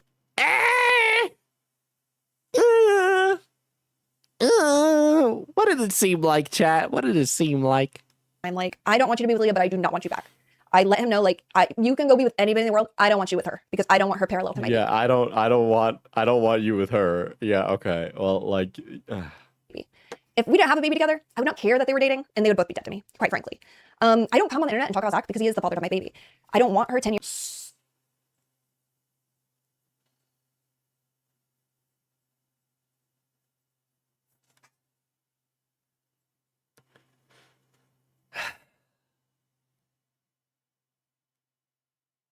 From now to see me talking mad shit about him on the internet. And I know you're thinking, oh, okay. All right. So that's why. Okay. Not because it wasn't a tell-all, but because you don't want that, which is what you said originally. Okay. Jesus fucking Christ. Make a fucking decision. Well, that's 10 years from now. I just stitched the 10-year-old video. The digital footprints go crazy these days, and Clover will probably see a lot of this information, and I just don't want her seeing me insult her father. Aside from the fact I can insult her father to his face, and I have done that many times. Leah, I'm in no contact with her, so when I'm insulting her here, I know she'll see it. And that...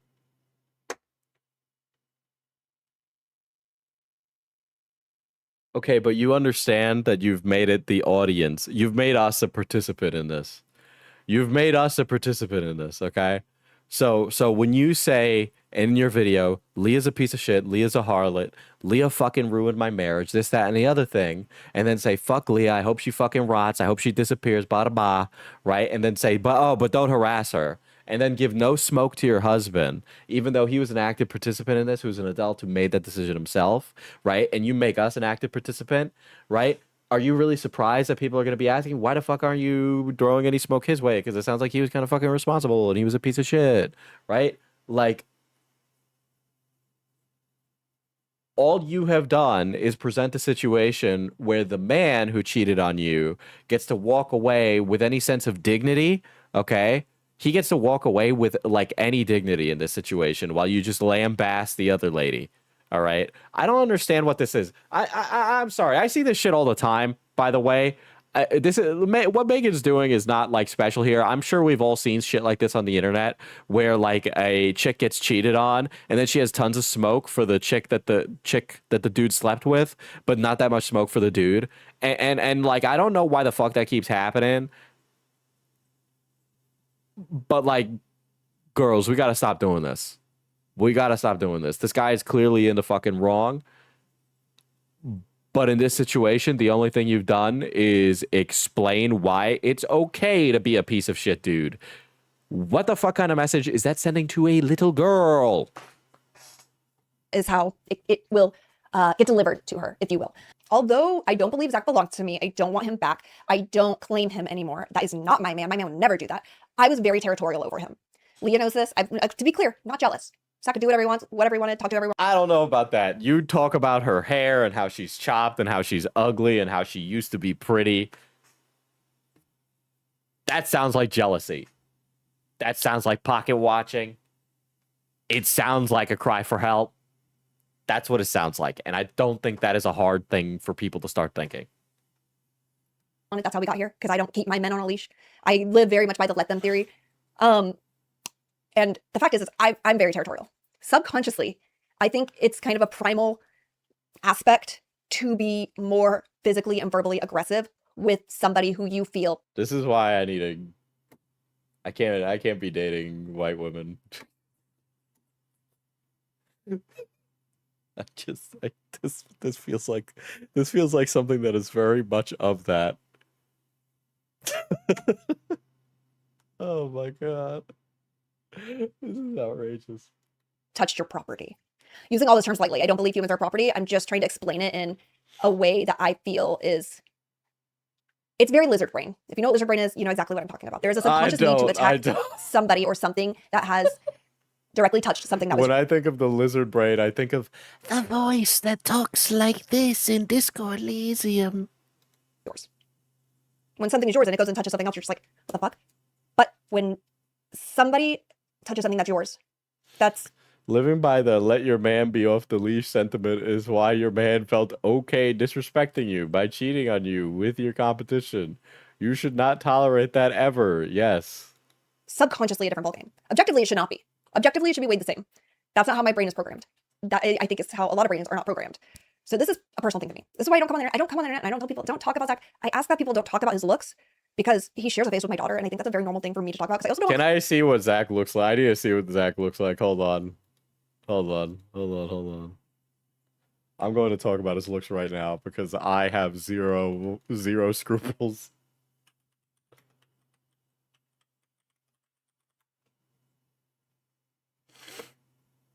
Here's Zach Letter, CEO of Wonderwork Studios. Damn, he out here already posting pictures with this other lady. Oh my god. Oh wait, no, that's the that's damn. I'm sorry, these girls look super similar. This is an old picture, but boy oh boy. Does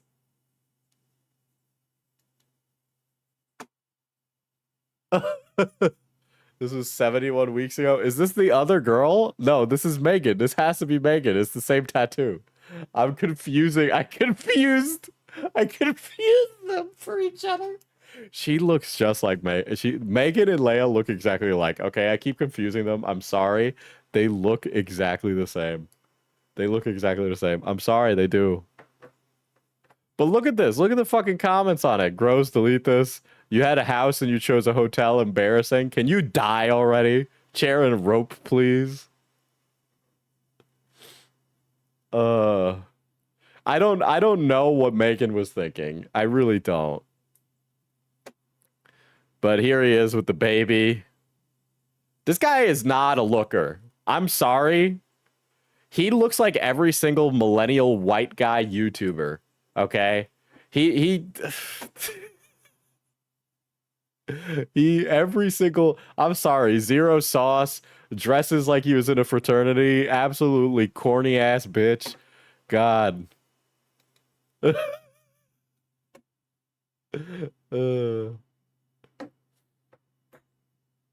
This guy might want, Beckett might want to stay away from this dude. This guy might try hitting on him. I will say the worst thing that a guy can do is wear the Cheeto shorts, okay, with like a button down, untucked, with fucking Birkenstocks, okay?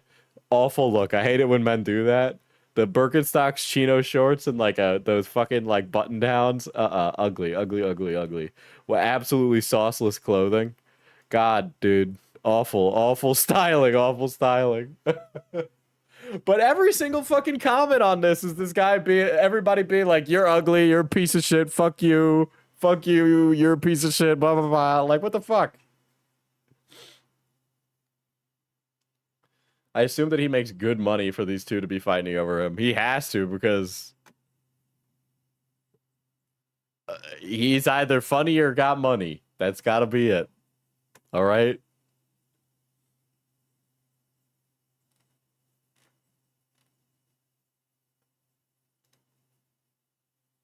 Oh no.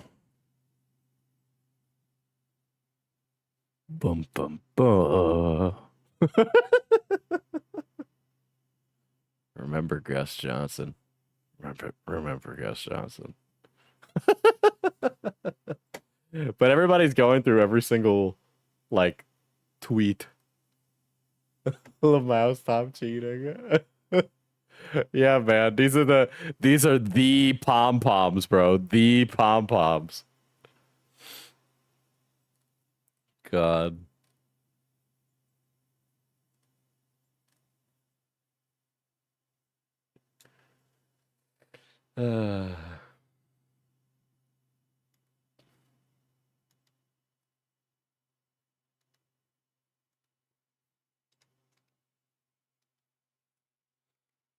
Let's finish this fucking video.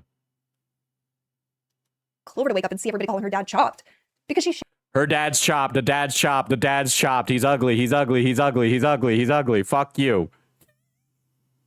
That man's chopped. No style. No sauce. Looks bad. Haircut from the 2016, okay? Bad. Awful haircut. Get a different haircut. Fucking stop, brother. Stop dressing like that. You're too old for that.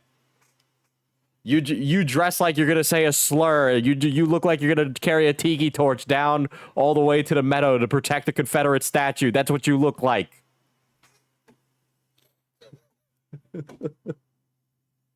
You look like you say YOLO. It looks like you say epic swag bacon.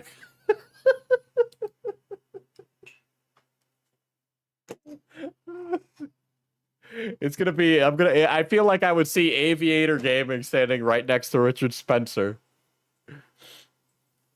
Here's his face, dude. Like, be so for real. Like, let's talk about how disgusting and vile and mean he is, how evil he is. Let's talk about his actions. He is. He's all of these things. He's ugly. He's chopped. He's a piece of shit. He's an evil bastard. All of those things. All of those things can be true. If you have that smoke for Leia, you gotta have it for him. You gotta have it for both of them. Both of them fucking suck. They both suck big, hairy balls. I bet you he doesn't shave down there, okay? I bet you he doesn't reciprocate. I bet you he doesn't reciprocate at all. I bet you his idea of a kinky fun evening is fucking back shots, brother. That's as far as he goes. Mr. Missionary himself, absolute cornball ass guy. I bet you he loves coleslaw at the fucking barbecue. He never seen a spice hotter than salt a day in his life. Fuck, brother, I could go all fucking day.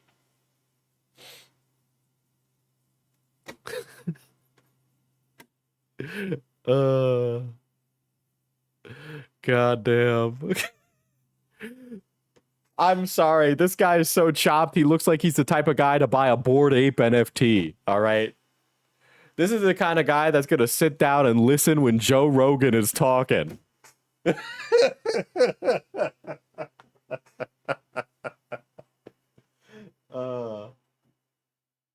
This guy respectfully will pretend that Andrew Tate is a piece of shit when a woman says so. It just so happens that he will cheat on that woman too, but That hasn't happened yet. He's sowing the seeds for it. I bet he owns a pair of Jesus sandals. Brother's so fucking chopped, he wears socks with sandals, brother. Okay? That's what's going on there. His idea of a nice pair of clothing, okay? Fucking a shirt from Kohl's.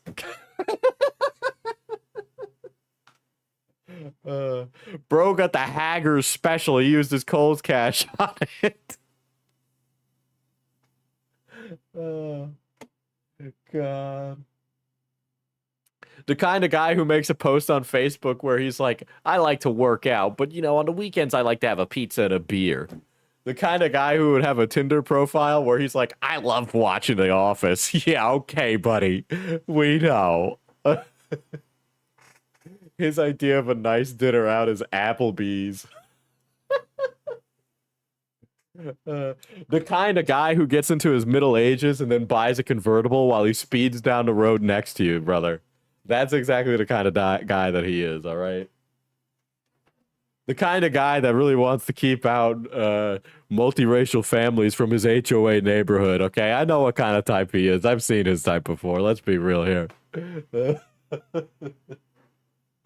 Oh my god. This guy really loves that the $5 margarita is back.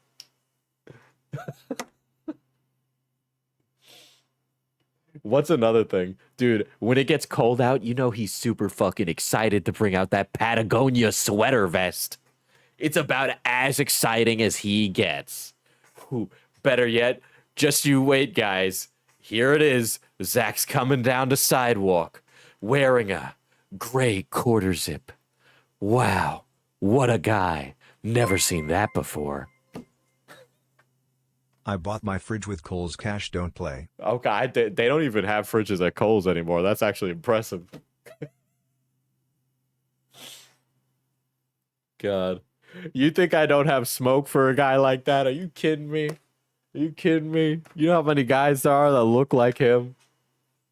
CEO, fucking whop whop. Guys like him say they're a CEO every day on LinkedIn. What they are is unemployed. Kind of guy to come from a white middle class neighborhood, but he was never good at sports, so eventually he started making fucking Minecraft videos. That's not even a lie. I 100% think that one is probably true. But, it's just my opinion, man, because I got to be able to give myself some plausible deniability there. Oh, my God. He's the kind of guy who has a man cave. And in there's a nice leather chair right next to things like a book he's never read about World War II history, right next to a Jimmy Buffett poster. Hell yeah, brother.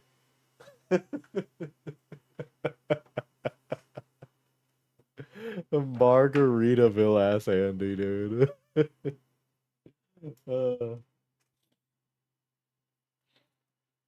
Just wait, guys. When he catches up with the times, after mustaches have fallen out of fashion again, he's gonna do it. He's gonna do it. He's gonna get a mustache that he's gonna shave 5 minutes after because the girl is gonna say, ew.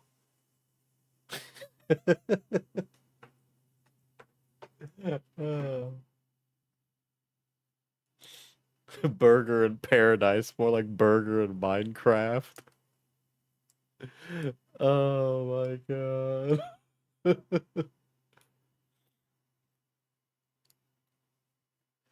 My man cave would have a blind guardian and a sick ass pool table, only used for. Hey, that would be sick. That would be sick. That would be a cool man cave. Okay.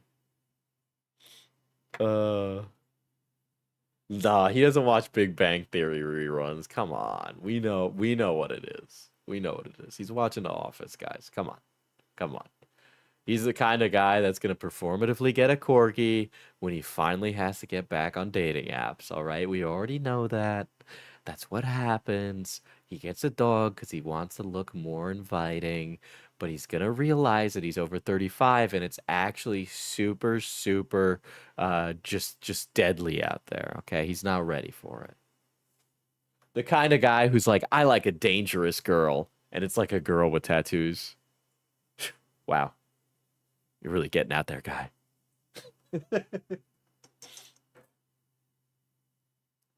Fucking guy with a youth pastor ass haircut, brother. Oh my god.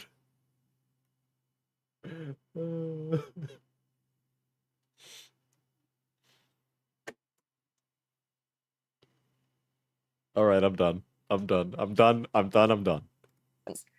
Yeah, I'm talking about Leah's hair because I don't care. She's not my family. Another thing. Shit, I would think it would be so funny if he remarried Leah. I think it would be so funny. Grew up with Leah. Leah's in the public eye. Leah, you guys feel like Leah's in the public eye. He was a fucking YouTuber. He was a 7 million plus 7 million subscriber YouTuber or something like that. Like, are you fucking serious? you knew Leah as much as I did, I'm sure. There may or may not have been some parasocial relations with Leah. That is why you were fucking like, I want this bitch dead. But this other guy, you're just like, I don't fucking care. Bro, he was a YouTuber. His name was Aviator Gaming. Say his name. Okay, say his name. Oh my god. We carry the flame here, okay, for Aviator Gaming. I talk more about Leah because you guys know her.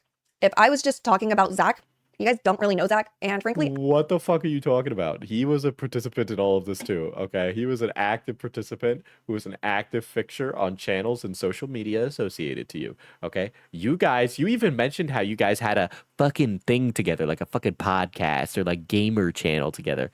You're saying that he's a nobody, that he's not included in this? You're lying. You said that in the last video. You're crazy. You're overreacting. I'm just mad now. I don't think he would care as much. Zach is not trying to come back to the internet. He's not trying to start a career to relaunch his channel. He's not making an apology video. Like, he's not on the internet. So dragging him doesn't have purpose as much as it does. Well, don't worry. Your audience already did. Almost like you reap what you sow. Seems like it's going to happen anyway. They've been wishing for his death on Instagram. That's right. The father of your daughter. Yeah, wow. Almost like you should think about what you say before you say it. I've ran out of sympathy for her. With Leah. And I know that sounds very vindictive, but that's because it is. I don't want her to return to the internet. Zach is not trying to return to the internet. Leah is. I'm sorry, but she's going to continue to be her. In fact, I hope she just completely posts through this because I don't, like, you need to fucking move on. Like, you need to figure out your shit and move on. I know this is recent, and I'm not saying you have to do it instantaneously, but getting into some fucking back and forth beef with this chick is not going to help you. Okay? Actually, what'll happen after this is that you will continue to not have a very thriving YouTube channel. I'm certain that TikTok is doing just fine. I'm sure it is. But TikTok is quite fleeting, and we just don't view it the same. Leah wants to relaunch her career with GTA 6. It's not that I care that she's doing it. I think people deserve to know who she is. That's the thing. That's the tea. Do you think that people really give a shit? They're really gonna turn off from this lady playing GTA 6 because she's a cheater? Do you really think that? I'm really sorry here, but people are fucking stupid. I really have little faith that they will care at all, okay? She wants to relaunch her career with GTA 6. First of all, I don't even think it'll work. I don't think it'll work, okay? What she got going for her? That she's a girl. That's it, okay? 2, if people do, they will not care. They just won't, because that's just how these things are. They really don't. So because Zach is not trying to come back to the internet and he's not like, guys, I did something vile, disgusting, horrible, a line was crossed that can never be uncrossed. I am choosing to stay in this relationship. Like, he's not doing that. Like, you can watch my video about how she skirts accountability, and that shit gets under my skin. Liars and no accountability get under my skin. So I hope that helps understand. Like, I hold them both responsible. They are both disgusting, vile, evil humans. Objectively, they are both trash. I just don't want to go so hard on my baby daddy because I have to spend the rest of my life next to him co-parenting with Clover. I have to have some sort of civil This sounds like cope. relationship for the sake of my daughter. I'm sorry, Ned Fulmer's ex-wife gave some serious adult smoke to Ned Fulmer, okay? She handled it not only with more grace, but actually, like, she gave Ned his just desserts, okay? She not only acted appropriately, but she like blew Ned the fuck out. All right. It was respectable. It was good. Fuck yeah. All right. The way she handled it was way better. And Ned Fulmer has acted like a petulant little baby on field. Okay. That's what he's done. He the drama and the malice between me and Zach private, because there is malice, there is drama. I just keep that private, just like I keep all of my other family drama private. It really feels like you're mad at her because she was the woman and that you're not mad at him. That's just how it sounds. That's how it looks. That's how all of this looks. You haven't given any appropriate smoke to Zach. You had one chance. You had one video. You had that opportunity. It got over 1 million views. You had the chance to give him smoke. You can't come back and try and do it now, but half-ass it at the same time. Okay? The same way how I say you can take as long as you want to respond to a drama. You just have to do it right because you only get one chance. Okay? You get one chance to make an apology video, one chance to make an addressing the allegations video. If you fuck it up, you can't do it again. Okay? So you had the opportunity. You had the opportunity to give an appropriate level of smoke to him, and you chose not to. Leah's not in my family. Fuck Leah. She's not in my family, and she will never be in my family. Therefore, I will talk about her till the day that I die. Anyway, I hope this helps clear up the intention of my video and why It's insane to me this guy's choice for a throuple is 2 of the same white bitch. Oh my god. I'm mostly talking about Leah and not talking about my ex. Because I don't understand. Why the fuck would he ever want to co-parent with you? If this is how you're gonna act. Okay? He can't even in this situation, let's say he breaks up with Leah, right? Let's say that happens. How will he be certain that you won't react the same way with the next person? I don't know that. He doesn't know that. It seems likely that maybe you would have lots to say about every single person he dates. That's how it looks to me. And yeah, Leah's a bitch. Leah's a rancid fucking bitch, and you were cheated on, and that's fucking awful. But, like, are you surprised that people are asking those questions? I think those questions are completely valid, and I don't think you really answered them at all. It's one of those things where you either have to double down or say something tangible. You needed to say something tangible about him, and you chose not to, and you still chose not to. It's like, I don't know what you expected, you know, because that is literally what you were asking for from the internet. They are going to ask those things. They are going to say those things. They are going to direct it at him. Might as well make it about the things that are actually valid and correct, right? But instead you spend time like talking about this other chick's looks. Yeah, sure. But like, you might as well just spend the time talking about how both of them are culpable. But you didn't. You downplayed his responsibility in the situation. What kind of message does that send? Because that's what it sounds like. It sounds like you downplayed his responsibility. Find it as necessary, although I am just as angry. It doesn't serve purpose, like talking about Leah does. I really just want to put a cap on this situation. I don't want all my content to be about her. I want to play Roblox. Well, dude. unfortunately, you have done that. So, like, I don't understand. It's like YouTubers always be like, I didn't want to get into drama. And it's like, brother, you decided to get into the drama. I just want to play Roblox. And I know you guys might not like my explanation of this, and you think that I should be handling this situation differently, but yes, I'm literally doing the best I can. I am aware of that. However, I get to sit here in my armchair and say whatever the fuck I want. Like, I am also just a human. Like, could you say that you're in a dark place? I'm only human after all.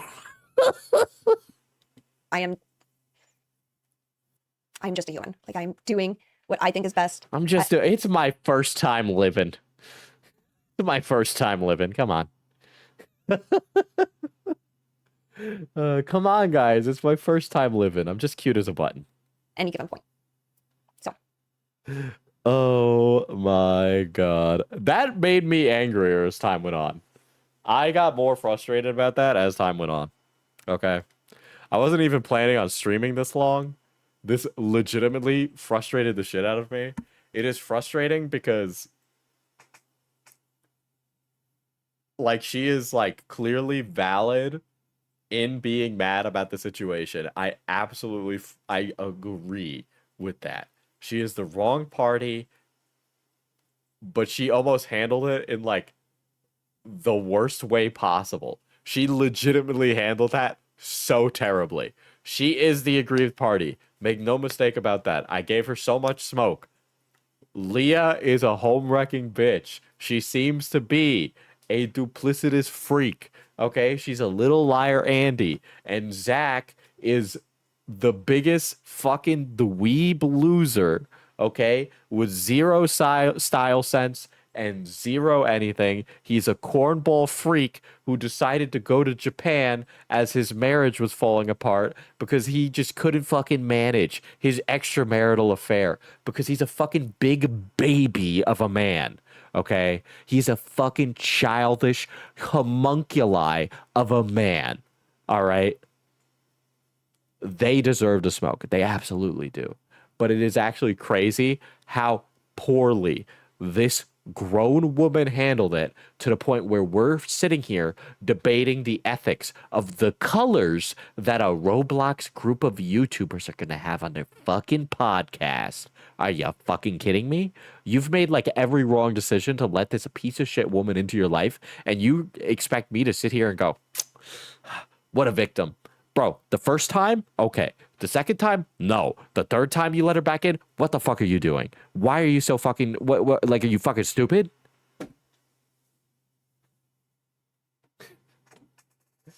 I just can't, I can't believe that. I can't believe that you spent so much time and energy trying to win over a person who clearly just hated your guts. Like, I'm mad at you because I'm mad at you for you. I think is the way that I would put that, right? Because it's like, I get it. You know, we're all working on our self-esteem. We're all working on ourselves. I'm only human. It's my first time living, right? All of that stuff. But like, you know, after a certain point, as you get old enough, like you just learn, like I need you just have like an inherent level of respect and a inherent level of, I'm not dealing with that, right? And it's just like, maybe some people develop that older. But I'm already at that point in my life, so I don't even understand how she could have a child and just now be coming to that realization, okay? Where it's like, okay, you should have been able to figure this out before. You should have been able to figure this out before with this person specifically. So it's like, I can't really give that much grace for it. But that unironically, actually, fucking furious about that. But Jesus fucking Christ. Yeah. Anyway.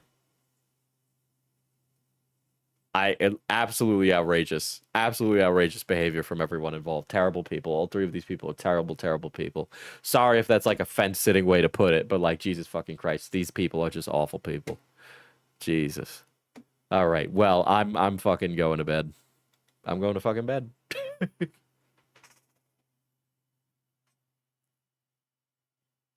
literally a 3-minute. I'm sorry. This is a. This is a 3-minute apology, okay? How are we making edits of it? Whatever, okay. Terrible stuff. I wish nothing but the worst for these people. I hope their careers turn to ash in their mouth, okay? I hope like Midas's touch, everybody turns into gold and they're able to look at their own hubris and realize that they're ridiculous.